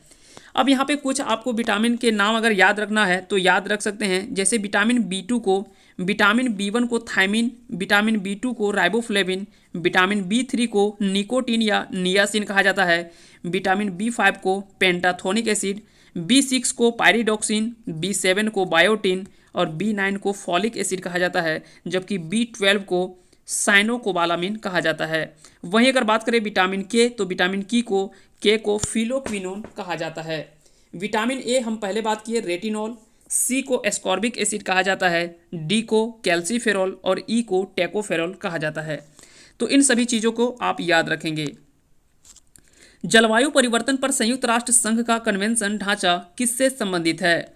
जलवायु परिवर्तन पर संयुक्त राष्ट्र संघ का कन्वेंशन ढांचा किससे संबंधित है? तो इसका जो सही आंसर होगा ऑप्शन डी, यानी ग्रीन हाउस गैसों के उत्सर्जन में कमी से संबंधित है। जलवायु परिवर्तन पर संयुक्त राष्ट्र संघ का कन्वेंशन जो है वो किससे संबंधित है? तो ग्रीन हाउस गैसों के उत्सर्जन में कमी लाना। अब यहाँ पे एक और सवाल पूछा जाता है यूएनएफसीसीसी इसके द्वारा जारी किया जाता है, जो कि इसका फुल फॉर्म हो जाएगा वो होगा United nation framework convention on climate change. इसकी स्थापना जो की गई थी वह किया गया था 21 मार्च 1994 को, और इसमें सदस्य देशों की अगर बात करें तो 197 सदस्य देश हैं और इसका मुख्यालय है न्यूयॉर्क में। तो अगर आपके पूछा जाए कि जलवायु परिवर्तन की शुरुआत जो होती है वो कहाँ से होती है, तो 21 मार्च 1994 से इसका जो है वो शुरुआत होता है क्लाइमेट चेंज का। आगे चलते हैं, इसमें अगला सवाल है कि स्वर्णिम चतुर्भुज क्या है? स्वर्णिम चतुर्भुज क्या है, इसके बारे में आपसे पूछा जा रहा है। तो याद रखिए यह स्वर्णिम चतुर्भुज जो है वो राष्ट्रीय राजमार्ग परियोजना से संबंधित है, स्वर्णिम चतुर्भुज। अगला सवाल है कि डुरंड खेल की शुरुआत, डुरंड खेल जो कि इसकी शुरुआत जो है वो कब हुई थी? तो याद रखेंगे डुरंड खेल की शुरुआत जो है वो 1888 ईस्वी में होती है, और यह फुटबॉल खेल से संबंधित कह सकते हैं कि फुटबॉल खेल से संबंधित यह टूर्नामेंट है। तो अगर आपसे पूछा जाए कि यह जो डुरंड कप जो है वो किससे संबंधित है, तो यह फुटबॉल से संबंधित है। सबसे पहले तो याद रखेंगे यह फुटबॉल से संबंधित है, और याद रखेंगे यह भारत का प्राचीनतम फुटबॉल टूर्नामेंट में से एक माना जाता है, वह है डुरंड कप को, क्योंकि आप देख सकते हैं कि 1888 ईस्वी में इसकी शुरुआत होती है। तो इस तरह से देख सकते हैं ये काफ़ी पुराना जो है वो टूर्नामेंट है। अगला सवाल है कि अंटार्कटिका में भारत के तृतीय शोध केंद्र का नाम है। अंटार्कटिका में भारत के तृतीय शोध केंद्र यहाँ आपसे पूछा जा रहा है। याद रखेंगे यहाँ पे पहला नहीं तीसरा आपसे शोध केंद्र पूछा जा रहा है। जैसे ऑप्शन है भारती, मैत्री, दक्षिण गंगोत्री या हिमाद्री। तो यहाँ पे अगर आपसे इस तरह के सवाल पूछे जाएं तो याद रखेंगे सबसे पहला जो इसमें शोध केंद्र का स्थापना किया गया था अंटार्कटिका में वो था दक्षिण गंगोत्री, फिर दूसरा आता है मैत्री और तीसरा है भारती। तो याद रखेंगे तीसरा इसमें पूछा जा रहा है जो कि होगा भारती। तो ये तीन महत्वपूर्ण जो है वो कह सकते हैं कि शोध केंद्र की स्थापना होती है अंटार्कटिका में भारत के। तो सबसे पहला अगर पूछा जाए तो दक्षिण गंगोत्री, दूसरा पूछे तो मैत्री और तीसरा बोले तो भारती। आगे चलते इसमें अगला सवाल है कि निम्नलिखित में से कौन सा संयुक्त राष्ट्र की सुरक्षा परिषद के अस्थायी सदस्य नहीं है? यहाँ पे पूछा जा रहा है कि अस्थायी सदस्य नहीं है। आप सवाल कभी भी एग्जाम में बैठे तो सवाल को आप अच्छे से ध्यान से पढ़ें कि एग्जैक्ट सवाल जो वो पूछा क्या जा रहा है। ऐसा नहीं कि यहाँ पे आप पढ़ लिख सुरक्षा परिषद का अस्थायी सदस्य है, नहीं आप ध्यान नहीं दिए और यहाँ पे कोई देश को आप टिक करके आगे बढ़ गए। तो इस तरह से इसका जो सही आंसर हो जाएगा, इसका जो सही आंसर होगा, आप जानते हैं कि 5 अस्थायी देशों में अमेरिका, ब्रिटेन, रूस, फ्रांस और चीन, ये जो है वो कुछ प्रमुख जो है वो 5 अस्थायी देश हैं। तो इसमें जर्मनी जो है वो इसका सही आंसर हो जाएगा कि जर्मनी जो है वो अस्थायी सदस्य देश नहीं है। अमेरिका है, ब्रिटेन है, रूस है, फ्रांस और चीन, ये 5 देश जो है वो अस्थायी सदस्य देश हैं संयुक्त राष्ट्र की सुरक्षा परिषद में। इसकी स्थापना अगर बात करें, संयुक्त राष्ट्र की स्थापना जो होता है वो 24 अक्टूबर 1945 को संयुक्त राष्ट्र, और याद रखेंगे 24 अक्टूबर को ही संयुक्त राष्ट्र दिवस के रूप में भी मनाया जाता है। अगर बात करें इसमें सुरक्षा परिषद, तो सुरक्षा परिषद में कुल जो सदस्यों की संख्या अगर बात करें तो 15 होता है। 15 में 5 जो होते हैं वो अस्थायी और 10 जो होता है वो अस्थायी होता है। अब यहाँ से सवाल उठता है क्या भारत जो वो सुरक्षा परिषद के अस्थायी सदस्य नहीं है? तो बिल्कुल भी नहीं है। अब इसमें सवाल उठता है कि आखिर में क्यों नहीं है? तो याद रखेंगे भारत जो वो अस्थायी सदस्यता पाने की कोशिश तो कर रहा है, लेकिन इसमें जो सबसे बड़ा अड़चन है वो है चीन। क्योंकि जानते कि जब जो है वो भारत का समर्थन बाकी देश करते हैं तो चीन यहाँ पे अपना वीटो पावर यूज़ कर लेता है और इसे जो है वो कह सकते हैं कि नकार देता है कि नहीं, भारत को अस्थायी सदस्य देश नहीं बनाया जाएगा। और यहाँ पे याद रखेंगे जो भी 5 अस्थायी देश है, ये जब तक 5 देश इसमें जो है वो शामिल कह सकते हैं कि इसमें हस्ताक्षर नहीं करेंगे तब तक जो वो भारत जो है अस्थायी सदस्य देश नहीं बन सकता है। हालांकि इसमें कई सारे देश ने समर्थन किया है कई बार, लेकिन इसमें जो सबसे बीच अड़चन आता है वो है चीन का, क्योंकि शुरू से आप जानते हैं कि चीन का यही रवैया रहा है, जिसके कारण से ही कह सकते हैं कि भारत अस्थायी सदस्य अभी तक नहीं बन पाया है। आइए देखते हैं भविष्य में क्या होता है, ये तो देखने वाली बात होगी, लेकिन लगातार कोशिश जारी है। अगला सवाल इसमें पूछा जा रहा है कि छोटा नागपुर का क्षेत्र ब्रिटिश शासन के अंतर्गत कब आया था। तो छोटा नागपुर का क्षेत्र जो है वो ब्रिटिश शासन के अंतर्गत कब आया था, सवाल आप ध्यान से पढ़ें। यहाँ पे पूछा जा रहा है कि छोटा नागपुर का क्षेत्र ब्रिटिश शासन के अंतर्गत कब आया था, ये नहीं पूछा जा रहा कि ब्रिटिश जो वो कब सबसे पहले झारखंड में आए।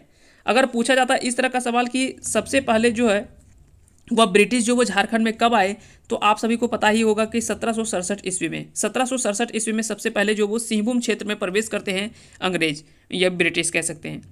लेकिन अगर ये आपसे ये पूछा जाए कि छोटा नागपुर के क्षेत्र में ब्रिटिश शासन के अंतर्गत कब आया, तो वो आता है, शुरुआत होता है 1765 ईस्वी से। 1765 ईस्वी से शुरू होता है। आइए थोड़ा सा इसका इतिहास हम देखते हैं।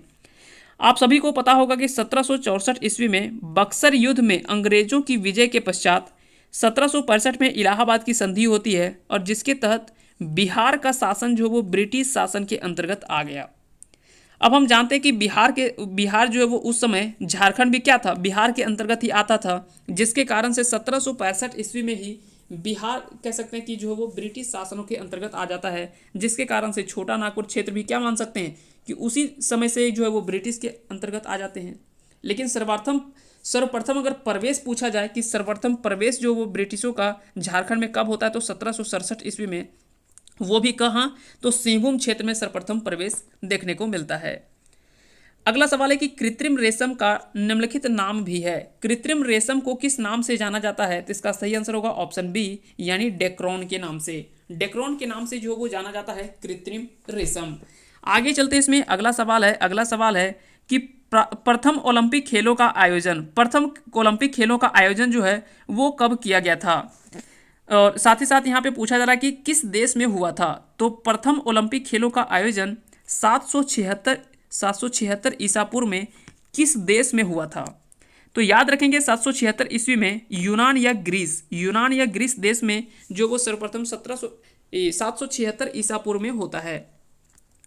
प्रथम ओलंपिक खेलों का आयोजन अगर बात करें तो यूनान के ग्रीस का एक स्थान था ओलंपिया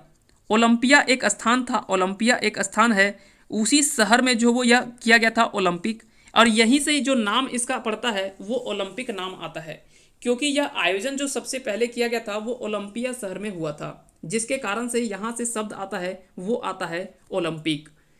अब यहाँ से एक और सवाल पूछा जाता है कि आधुनिक ओलंपिक खेलों की शुरुआत कब मानी जाती है।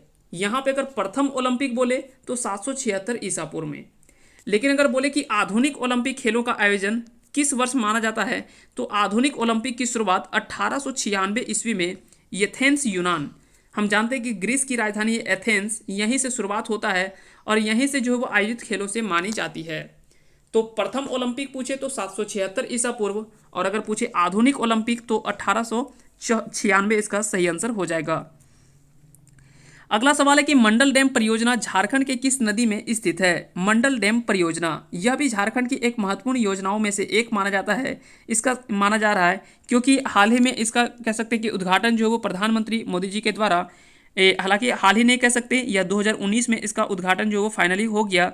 तो याद रखेंगे इसका जो है वो 5 उत्तरी कोयल पर यह अवस्थित है। मंडल डैम परियोजना यह कहाँ पे अवस्थित है, तो लातेहार जिले में अवस्थित है, और इसे 5 जनवरी 2019 को प्रधानमंत्री नरेंद्र मोदी के द्वारा इसका उद्घाटन किया गया था फाइनली।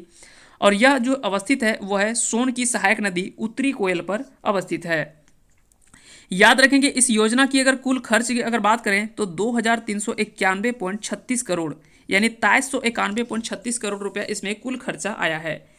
जल क्षमता की अगर बात करें तो इसमें 190 MCM इसमें कुल क्षमता है। हालांकि इसकी क्षमता पहले काफ़ी ज़्यादा रखा गया था, लेकिन बीच में क्या है कि इसको कम कर दिया गया, क्योंकि इस योजना की शुरुआत सबसे पहले 1972 में हुई थी।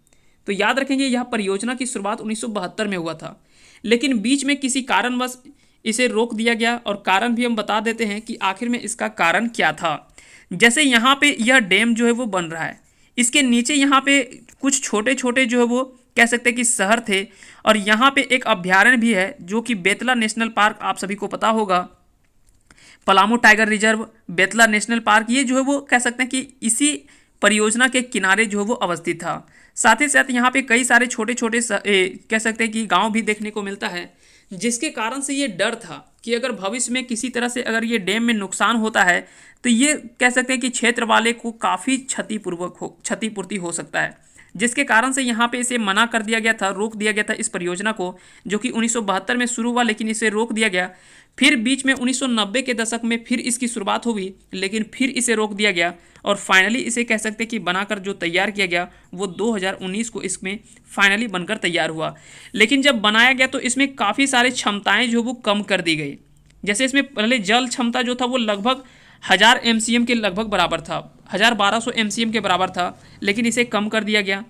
बराज की लंबाई भी पहले जो था वो काफ़ी ज़्यादा था, किलोमीटर में पहले इसकी लंबाई थी, लेकिन बाद में इसे घटा करके 341 मीटर जो वो कर दिया गया। पहले जो वो 1000 मीटर के ऊपर में लगभग इसकी लंबाई थी, लेकिन बाद में इसे घटा करके 341 मीटर कर दिया गया। याद रखेंगे, या झारखंड में अगर बात करें तो पलामू, गढ़वा, लातेहार, इन सभी जिलों को इससे जो वो फ़ायदा होने वाला है। साथ ही साथ बिहार के भी कुछ ऐसे ज़िले हैं जो कि उनसे सीमा लगने वाले कुछ ऐसे ज़िले हैं जिनको इससे फ़ायदा होने वाला है। अगला सवाल है कि सही सुमेलित करना है। इसमें पद्मश्री विजेता का लिस्ट दिया हुआ है और किस वर्ष उसे पद्मश्री से सम्मानित किया गया है, इसके बारे में आपको बताना है। जैसे प्रोफेसर दिगंबर हांसदा, इनको जो वो 2018 में दिया गया था।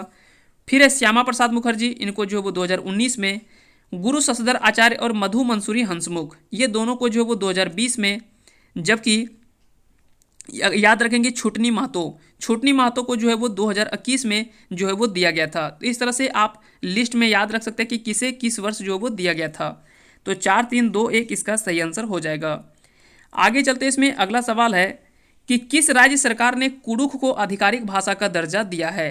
तो आपको राज्य का नाम बताना कि किस राज्य सरकार ने कुडुख को आधिकारिक भाषा का दर्जा दिया है। और कुडुख भाषा जो वो हाल ही में काफ़ी चर्चित रहा है, क्योंकि इसमें एक पुस्तक लिखा गया था कुडुख ग्रंथ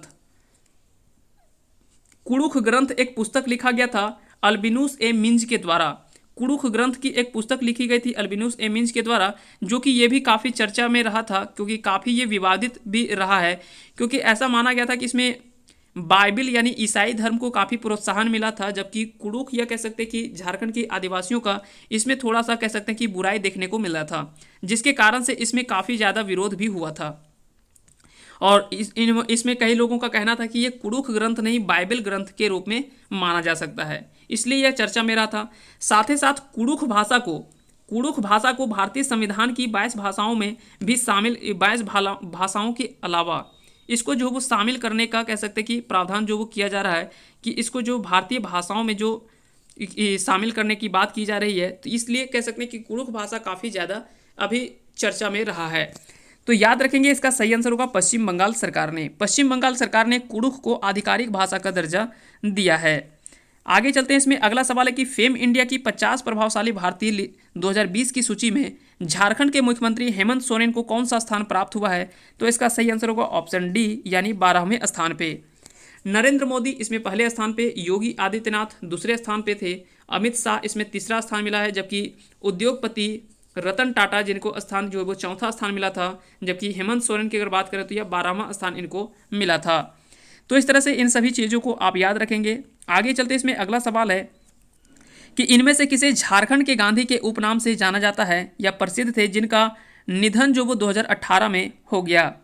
तो इसका जो सही आंसर होगा ऑप्शन सी यानी बागुन सुमरई को झारखंड के गांधी के नाम से भी जाना जाता है, क्योंकि सिंहभूम लोकसभा से 5 बार ये सांसद और चाईबासा विधानसभा से ये 4 बार विधायक रह चुके हैं।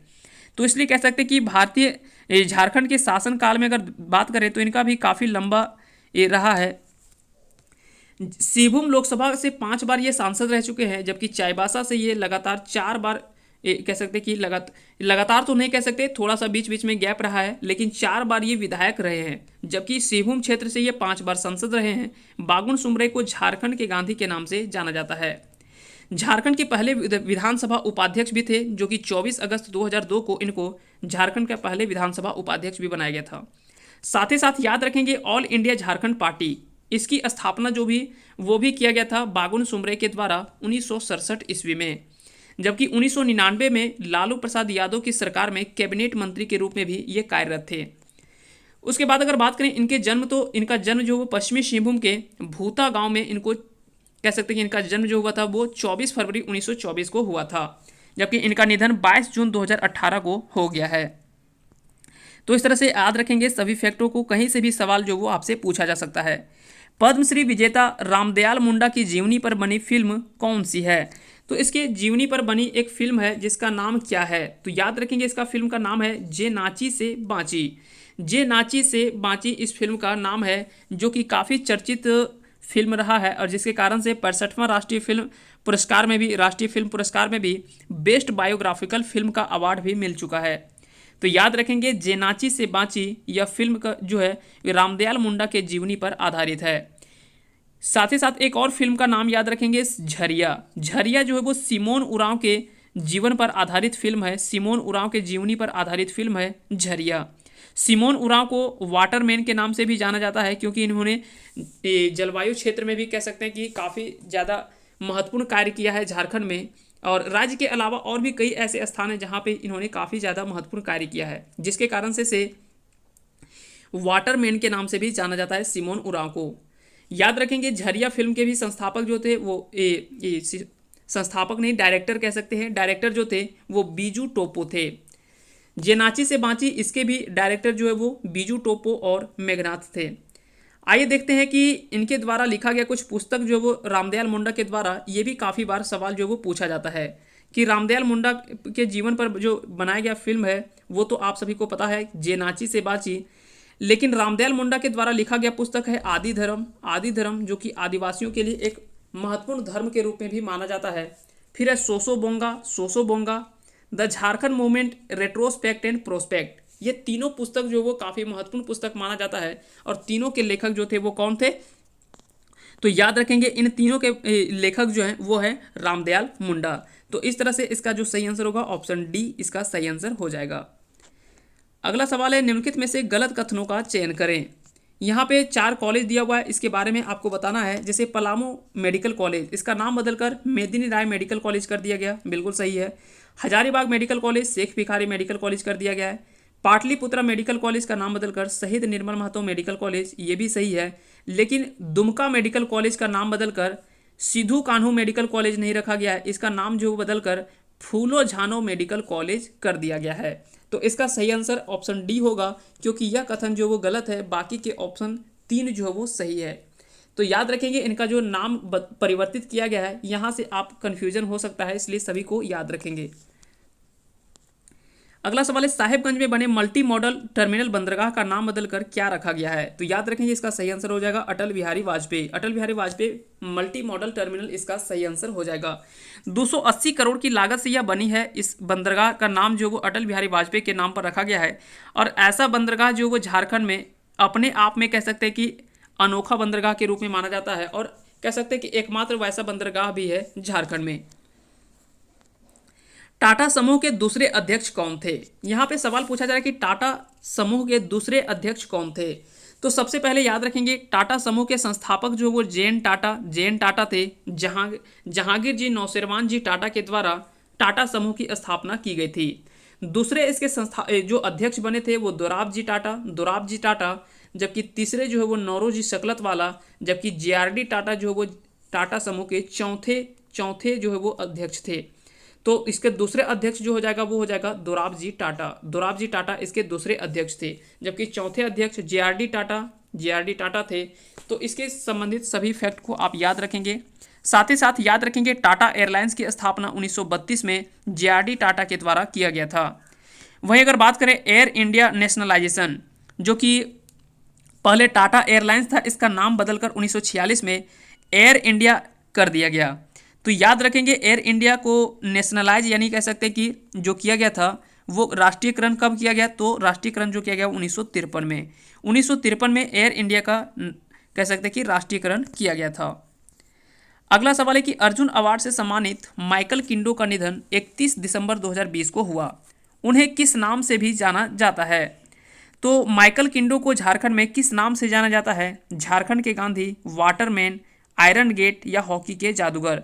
तो याद रखेंगे आयरन गेट के नाम से विख्यात थे माइकल किंडो।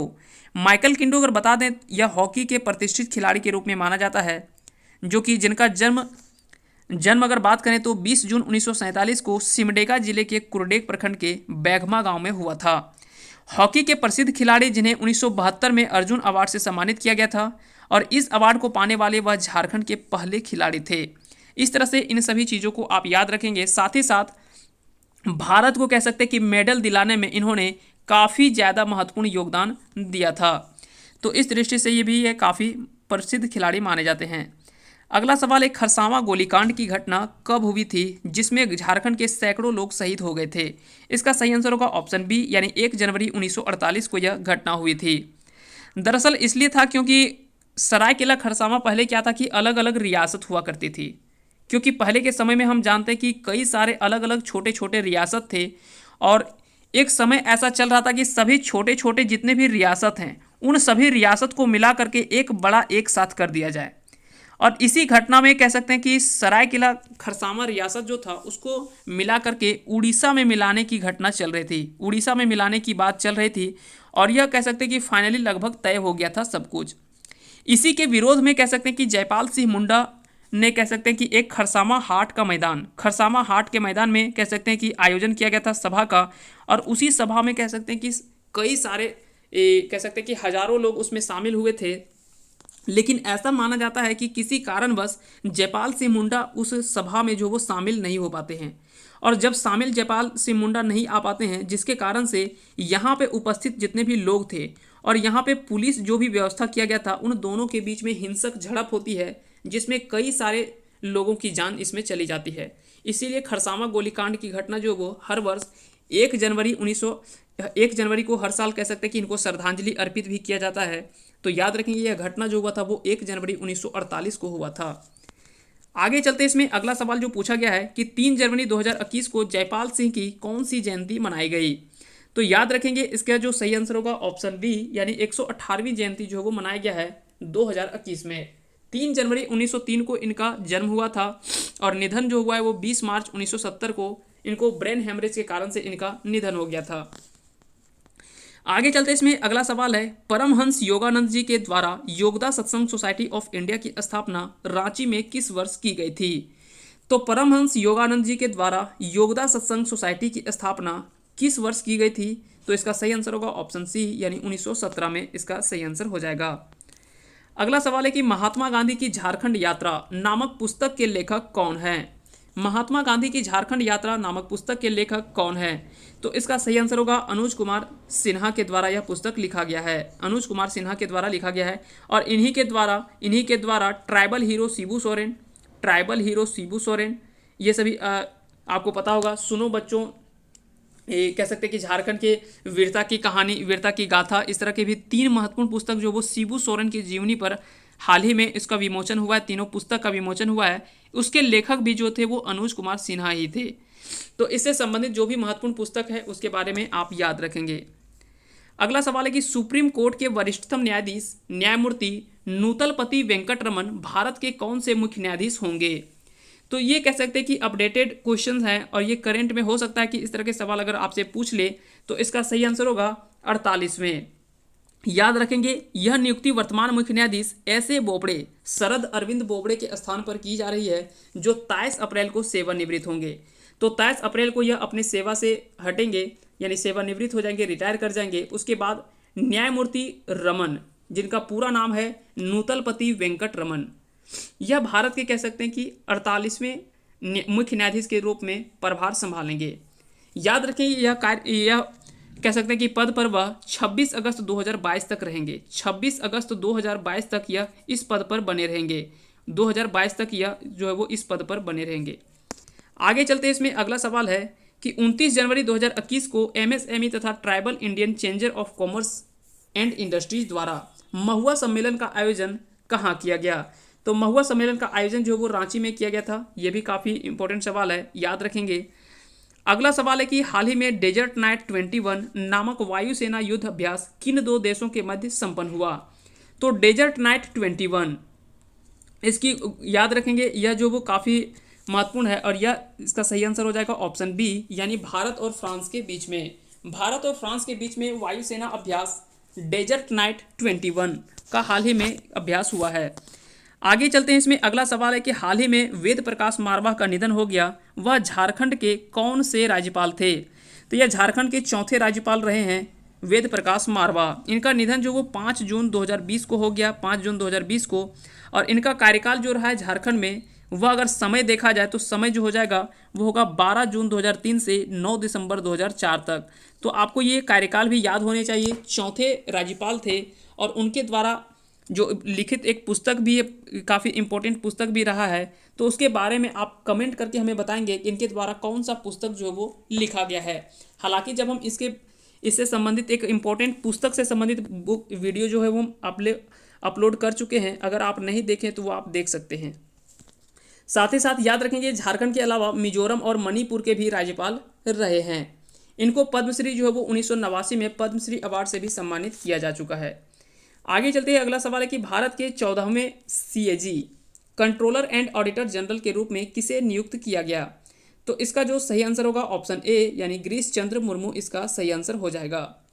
सीएजी कह सकते हैं कि यह एक संवैधानिक पद है जो कि संविधान के अध्याय 5 के आर्टिकल 148 में इनका उल्लेख है। अगर बात करें सीएजी की नियुक्ति किसके द्वारा होती है, तो यह राष्ट्रपति के द्वारा होता है।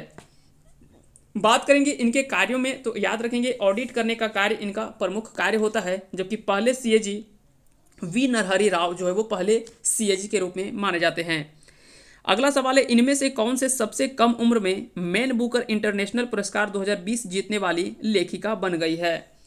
तो इसका जो सही आंसर हो जाएगा वो होगा ऑप्शन बी, यानी मारिके लुकास रिजनेवेल्ट। मारिके लुकास रिजनेवेल्ट जो है ये सबसे कम उम्र में कह सकते हैं कि मैन बुकर इंटरनेशनल पुरस्कार जीतने वाली महिला बन गई है।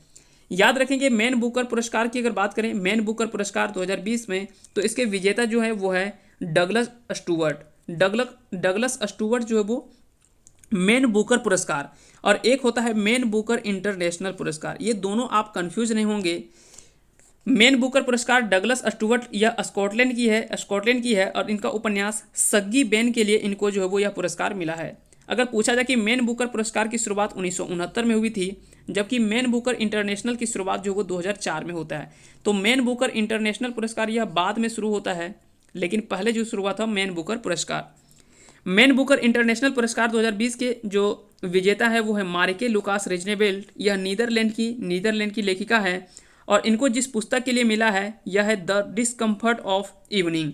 द डिस्कम्फर्ट ऑफ इवनिंग के लिए इनको मैन बुकर इंटरनेशनल पुरस्कार मिला है।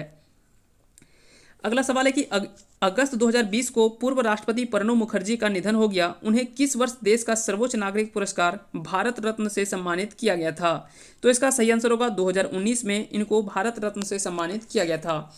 इनके द्वारा एक पुस्तक लिखा गया है द कोएलिशन ईयर्स। यह भी पुस्तक जो वो काफ़ी इंपॉर्टेंट है। अगला सवाल है कि देश की पहली किसान स्पेशल ट्रेन किन दो स्थानों के बीच में चलाई गई है? तो इसका सही आंसर होगा ऑप्शन डी, यानी देवलाली से दानापुर। याद रखेंगे, देवलाली यह महाराष्ट्र में अवस्थित है और दानापुर यह बिहार में अवस्थित है। इन दोनों के बीच में कह सकते हैं कि किसानों के द्वारा उपजाई गई फसल, जो भी सब्जी और जो फल होते हैं, उनको कह सकते हैं कि कम समय में एक जगह से दूसरे जगह कैसे पहुंचाया जाए, इसके लिए एक स्पेशल ट्रेन जो वो चलाया गया है, जो है देवलाली से दानापुर। आगे चलते इसमें अगला सवाल है कि महेंद्र सिंह धोनी ने अपने करियर का प्रथम अंतर्राष्ट्रीय मैच किस देश के विरुद्ध खेला था? तो इसका सही आंसर होगा ऑप्शन डी, यानी बांग्लादेश के विरुद्ध में अपना प्रथम मैच बांग्लादेश के खिलाफ, जबकि अंतिम मैच न्यूजीलैंड के खिलाफ। आप सभी को पता होगा कि जब वर्ल्ड कप चल रहा था उस समय सेमीफाइनल मैच में जो है न्यूजीलैंड के खिलाफ अंतिम मैच वो अपना खेले थे। राजीव गांधी खेल रत्न पुरस्कार इनको 2008 में मिला है, जबकि पद्मश्री 2009 में, जबकि पद्म भूषण पुरस्कार अगर बात करें तो 2018 में मिला है। अगला सवाल है कि आंध्र प्रदेश के राज्यपाल विश्वभूषण हरिचंदन ने आंध्र प्रदेश की 3 राजधानी वाले विधेयक को मंजूरी प्रदान की है। इसके अनुसार आंध्र प्रदेश की न्यायिक राजधानी कौन सी है? तो यहाँ पे आपको बताना है कि इसकी न्यायिक राजधानी कहाँ पे है। कुर्नूल, अमरावती और विशाखापट्टनम, ये 3 राज्य कह सकते हैं कि इस राज्य के 3 राजधानी होगा आंध्र प्रदेश में अब होगा। तो इसमें पूछा जा रहा है कि न्यायिक राजधानी कौन सा होगा। तो एक एक करके हम सभी चीज़ों को देख लेते हैं। इसमें सबसे पहले अगर बात करें तो विधायी राजधानी जो होगा वो अमरावती, विधायी राजधानी जो होगा अमरावती, न्यायिक राजधानी जो होगा वो कुर्नूल में होगा, जबकि कार्यकारी राजधानी विशाखापट्टनम में होगा। तो इस तरह से कह सकते हैं कि यह फैसला जो लिया गया वो राज्य में कह सकते हैं कि सामूहिक रूप से सभी तरह से कह सकते हैं कि सही तरीके से शासन चलाने का कार्य जो है, इसके कारण से ही इसको जो वो फैसला लिया गया है। तो याद रखें कि यहाँ पे पूछा जा रहा है कि न्यायिक राजधानी, तो इसका सही आंसर होगा कुर्नूल, इसका ऑप्शन ए सही आंसर हो जाएगा। आगे चलते हैं। मरियप्पन थंगावेलु को 2020 राजीव गांधी खेल रत्न पुरस्कार से सम्मानित किया गया, वह किस खेल से संबंधित है?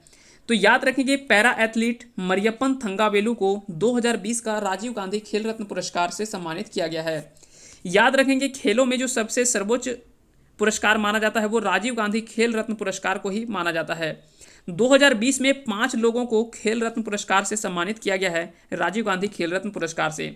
सबसे पहला है रोहित शर्मा जो कि क्रिकेट से संबंधित है, इनको भी मिला है।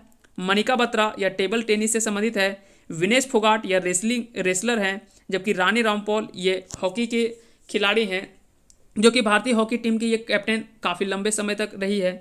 और मरियप्पन थंगावेलु ये पैरा एथलीट हैं। तो याद रखेंगे इसका सही आंसर होगा 5 लोगों को कुल जो है वो 2020 में राजीव गांधी खेल रत्न पुरस्कार से सम्मानित किया गया है। अगला सवाल है काकरापाड़ा परमाणु ऊर्जा परियोजना संयंत्र किस राज्य में स्थित है? काकरापाड़ा इसका सही आंसर होगा गुजरात में। गुजरात में इसका सही आंसर हो जाएगा ऑप्शन ए, यानी गुजरात में ताप्ती नदी के किनारे 700 मेगावाट का कह सकते हैं कि काकरापाड़ा परमाणु ऊर्जा संयंत्र का यह तीसरा यूनिट जो वो इसमें कह सकते हैं कि 3rd यूनिट का स्थापना किया गया है इस बार। आगे चलते इसमें अगला सवाल है कि ग्रैंड स्लैम टेनिस टूर्नामेंट का आयोजन का सही क्रम का चयन करें, यानी कौन से पहला जो टेनिस टूर्नामेंट होता है वो सबसे पहले कौन होता है और सबसे अंत में कौन होता है। तो इस तरह से अगर देखा जाए तो सबसे पहले Australian open, French open, Wimbledon और यूएस ओपन इसका सही आंसर हो जाएगा। याद रखेंगे ऑस्ट्रेलियन ओपन की जो स्थापना किया गया था 1905 में, फ्रेंच ओपन का 1891 में, विंबलडन का 1877 और यूएस ओपन का 1881 में। ऑस्ट्रेलियन ओपन खेला जाता है वो हार्ड कोर्ट में, फ्रेंच ओपन क्ले कोर्ट में यानी मिट्टी कोर्ट में, जबकि विंबलडन ये ग्रास कोर्ट यानी घास के मैदान में, जबकि यूएस ओपन जो होता है ये हार्ड कोर्ट में होता है। तो याद रखेंगे ऑस्ट्रेलियन ओपन और अंत का यूएस ओपन ये दोनों हार्ड कोर्ट में खेला जाता है। फ्रेंच ओपन क्ले कोर्ट यानी मिट्टी कोर्ट में खेला जाता है, जबकि विंबलडन ग्रास कोर्ट में खेला जाता है। आगे चलते हैं। इसमें अगला सवाल है कि जो बाइडेन अमेरिका के 46वें राष्ट्रपति चुने गए हैं वह किस पार्टी से संबंधित हैं? तो याद रखेंगे इसका सही आंसर होगा ऑप्शन ए, यानी डेमोक्रेटिक पार्टी से। और साथ ही साथ इसके उपराष्ट्रपति जो है इनका नाम भी याद रखना है, कमला हैरिस, जो कि पहले महिला राष्ट्रपति हैं, उपराष्ट्रपति हैं कमला हैरिस, ये भी डेमोक्रेटिक पार्टी से ही संबंधित है। आगे चलते हैं। अगला सवाल है कि रिजर्व बैंक ऑफ इंडिया के पहले भारतीय गवर्नर कौन थे? तो पहले भारतीय गवर्नर अगर बात करें तो वो हो जाएगा सीडी देशमुख। लेकिन अगर पूछा जाए कि रिजर्व बैंक के पहले गवर्नर कौन थे तो वो हो जाएगा आश्वर्ण स्मिथ। तो यहाँ पे पहले भारतीय गवर्नर अगर पूछे तो होगा सीडी देशमुख, लेकिन जब स्थापना किया गया था उस समय इसके जो पहले अध्यक्ष बनाए गए थे वो गवर्नर बनाए गए थे वो थे आश्वर्ण स्मिथ। आगे चलते इसमें अगला सवाल है कि पुस्तक भारत की दूसरी स्वतंत्रता, भारत की दूसरी स्वतंत्रता के लेखक कौन है? तो इसका जो सही आंसर हो जाएगा वो होगा ऑप्शन सी, यानी लोकनायक जयप्रकाश नारायण के द्वारा ही लिखा गया है पुस्तक भारत की दूसरी स्वतंत्रता। आगे चलते हैं। अगला सवाल है कि किस संयुक्त राष्ट्र महासचिव का कार्यकाल सबसे अधिक रहा है? इसमें से आपको बताना है कि संयुक्त राष्ट्र महासचिव या संयुक्त राष्ट्र महासचिव में सबसे लंबे समय तक कौन से रहे हैं? एंटोनियो गुतेरेस, बान की मून, त्रिगवेली या यू थांट? तो इसका सही आंसर होगा ऑप्शन डी, यानी यू थांट जो है ये सबसे लंबे समय तक रहने वाले संयुक्त राष्ट्र के महासचिव रहे हैं, जो कि 30 नवंबर 1961 से लेकर 1971 तक ये रहे हैं। जबकि इसके पहले अगर महासचिव पूछा जाए तो त्रिगवेली इसका सही आंसर होगा। संयुक्त राष्ट्र महासचिव के पहले महासचिव, संयुक्त राष्ट्र के पहले महासचिव त्रिगवेली, और कुछ ही दिन पहले एंटोनियो गुतेरस के कह सकते हैं कि इनका कार्यकाल समाप्त हुआ है। आपको कमेंट करके बताना है कि वर्तमान में संयुक्त राष्ट्र के महासचिव कौन है, वर्तमान में संयुक्त राष्ट्र के महासचिव कौन है? आप कमेंट करके हमें जरूर बताएंगे इसका सही आंसर क्या होगा। आगे चलते हैं। अगला सवाल है कि विश्व जल दिवस 2021 की थीम क्या है? तो 2021 का अगर थीम अगर देखा जाए तो इसका सही आंसर होगा वैल्यूइंग वाटर, यानी पानी को जो है वो उसका वैल्यू दें, क्योंकि पानी अगर अब आज के समय में अगर देखा जाए तो जल की स्थिति जो वो काफ़ी खराब माना जा रहा है, क्योंकि लगातार जल स्तर जो वो कहीं ना कहीं नीचे जाता जा रहा है। तो इस तरह से थीम याद रखेंगे, यह 2021 का थीम था। यह थीम जो था वाटर एंड क्लाइमेट चेंज, यह 2020 का थीम था। जबकि लिविंग नो वन बिहाइंड, यह 2019 का थीम था। जबकि नेचर फॉर वाटर, यह 2018 का थीम था। इस तरह से ये चारों थीम नहीं आपको याद रखने हैं, लेकिन 20 और 21 का आप याद रख सकते हैं। 20 का जो था वो था वाटर एंड क्लाइमेट चेंज, जबकि ये 21 का जो था वो था वैल्यूइंग वाटर। आइए देख लेते हैं थोड़े से इसके बारे में। 22 मार्च 1993 से हर वर्ष 22 मार्च को विश्व जल दिवस के रूप में मनाया जाता है। इसका उद्देश्य है जल के महत्व को समझाना और गिरते जल स्तर को बचाने के प्रति जागरूक करना लोगों को। आगे चलते इसमें अगला सवाल है कि सही सुमेलित करना इनमें से। एक है नर्तक और नर्तकी, और इधर है शास्त्रीय नृत्य शैली। जैसे सबसे पहला है सोनल मानसिंह, यह भरतनाट्यम और ओडिसी से संबंधित है। यामिनी कृष्णमूर्ति, यह भरतनाट्यम और कुचिपुड़ी से है। जबकि मृणालिनी साराभाई, यह भरतनाट्यम और कथकली से संबंधित है। जबकि मालविका सरकार, यह भरतनाट्यम और कथक से संबंधित है। तो इसका सही आंसर होगा 1, 2, 3, 4। इसमें हम सीधा लिखे हैं ताकि आपको याद करने में आसानी हो। तो इसका जो सही आंसर हो जाएगा ए का 1, बी का 2, सी का 3 और डी का 4। इसका सही क्रम हो जाएगा।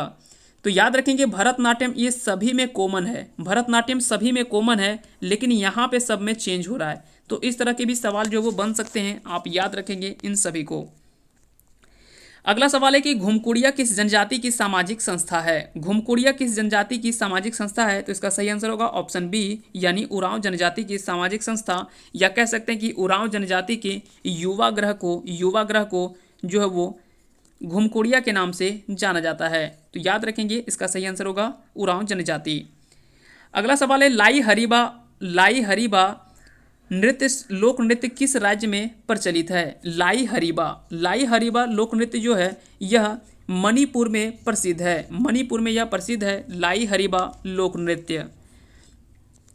आगे चलते हैं, अगला सवाल है रमाकांत गुंडेचा और उमाकांत गुंडेचा, या तो कह सकते हैं कि उमाकांत और रमाकांत गुंडेचा बंधु क्या है। कथक नर्तक, तबला वादक, ध्रुपद गायक या सरोज संगीतज्ञ। तो इसका सही आंसर होगा ऑप्शन सी, यानी ध्रुपद गायक। ध्रुपद गायक से संबंधित उमाकांत और रमाकांत गुंडेचा बंधु ये काफ़ी व्यक्ति कह सकते हैं कि काफ़ी प्रचलित व्यक्ति रहे हैं। इनमें से एक बंधु का निधन हुआ है। आपको कमेंट करके बताना है इनमें से कौन है जिनका हाल ही में निधन हो गया है। तो बताना है आपको उमाकांत और रमाकांत गुंडेचा बंधु में किनका निधन जो वो हाल ही में हो गया है इसके बारे में, और यहाँ से आपसे सवाल पूछा जा सकता है। तो यह ध्रुपद गायक से संबंधित है। शंकराचार्य ने 4 मठों की स्थापना कहाँ कहाँ की थी। तो इसके बारे में आपसे पूछा जा रहा है। इसका सही आंसर होगा बद्रीनाथ, पुरी, श्रृंगेरी और द्वारिका। इसका सही आंसर हो जाएगा ऑप्शन डी। आगे चलते हैं, इसमें अगला सवाल है एलोरा का प्रसिद्ध शिव मंदिर का निर्माण किसने करवाया था।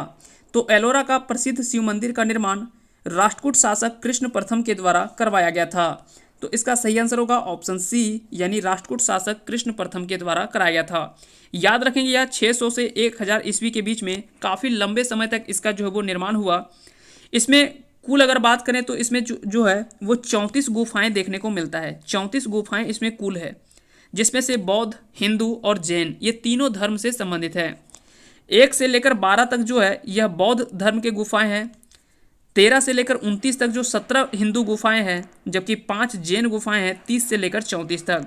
यह औरंगाबाद महाराष्ट्र में अवस्थित यह काफ़ी महत्वपूर्ण मंदिर के रूप में माना जाता है, जो कि याद रखेंगे यह एक ही पत्थर को काट करके यह बनाया गया है, जिसके कारण से कह सकते हैं कि काफ़ी मेहनत लगा था। एक ही पत्थर को बार बार कूट करके बनाया गया था, जिसके कारण से आप याद रख सकते हैं कि राष्ट्रकूट शासक ने इसको बनाया है, क्योंकि इसको एक ही पत्थर को कूट करके बड़ी लंबे समय तक बनाया गया था, जिसके कारण से याद रख सकते हैं कृष्ण प्रथम के द्वारा जो है वो निर्माण किया गया था एलोरा का प्रसिद्ध शिव मंदिर। अगला सवाल है कि भारत का पर्वतीय सैरगाह उदगमंडलम या ऊटी किस राज्य में स्थित है। तो याद रखेंगे उदगमंडलम या ऊटी जो है यह भारत के तमिलनाडु राज्य में अवस्थित है। उदगमंडलम या ऊटी, इसका सही आंसर होगा ऑप्शन डी, यानी तमिलनाडु। आज का अंतिम सवाल है और इसका सही आंसर आप कमेंट करके हमें बताएंगे इसका सही आंसर क्या होगा। देखते हैं कितने लोगों को यह प्रश्न का आंसर आप सभी को पता है। इसका सही आंसर आप कमेंट करके जरूर बताएंगे कि हाल ही में करमाटांड़ प्रखंड का नाम बदलकर ईश्वर चंद्र विद्यासागर कर दिया गया है। करमाटांड़ झारखंड के किस जिले में अवस्थित है? तो आपको बताना कि यह प्रखंड जो है वह झारखंड के किस जिले में अवस्थित है। ऑप्शन है सिमडेगा, खूंटी, जामताड़ा या रांची। इसका आंसर आप कमेंट करके जरूर बताएंगे। इसका सही आंसर आप कमेंट करके जरूर बताएंगे इसका सही आंसर क्या होगा। उम्मीद करते हैं कि आज का ये सेशन आप सभी को पसंद आया होगा। अगर पसंद आया होगा तो इस वीडियो को लाइक कर देंगे और साथ ही साथ चैनल पे नए हैं तो चैनल को सब्सक्राइब कर दें और बेल आइकन को प्रेस कर दें ताकि इसी तरह का वीडियो आप सभी आगे भी देखते रहें। उम्मीद करते हैं कि आज का ये पसंद आया होगा। आप सभी को बहुत बहुत धन्यवाद अंत तक बने रहने के लिए। जय हिंद, जय भारत।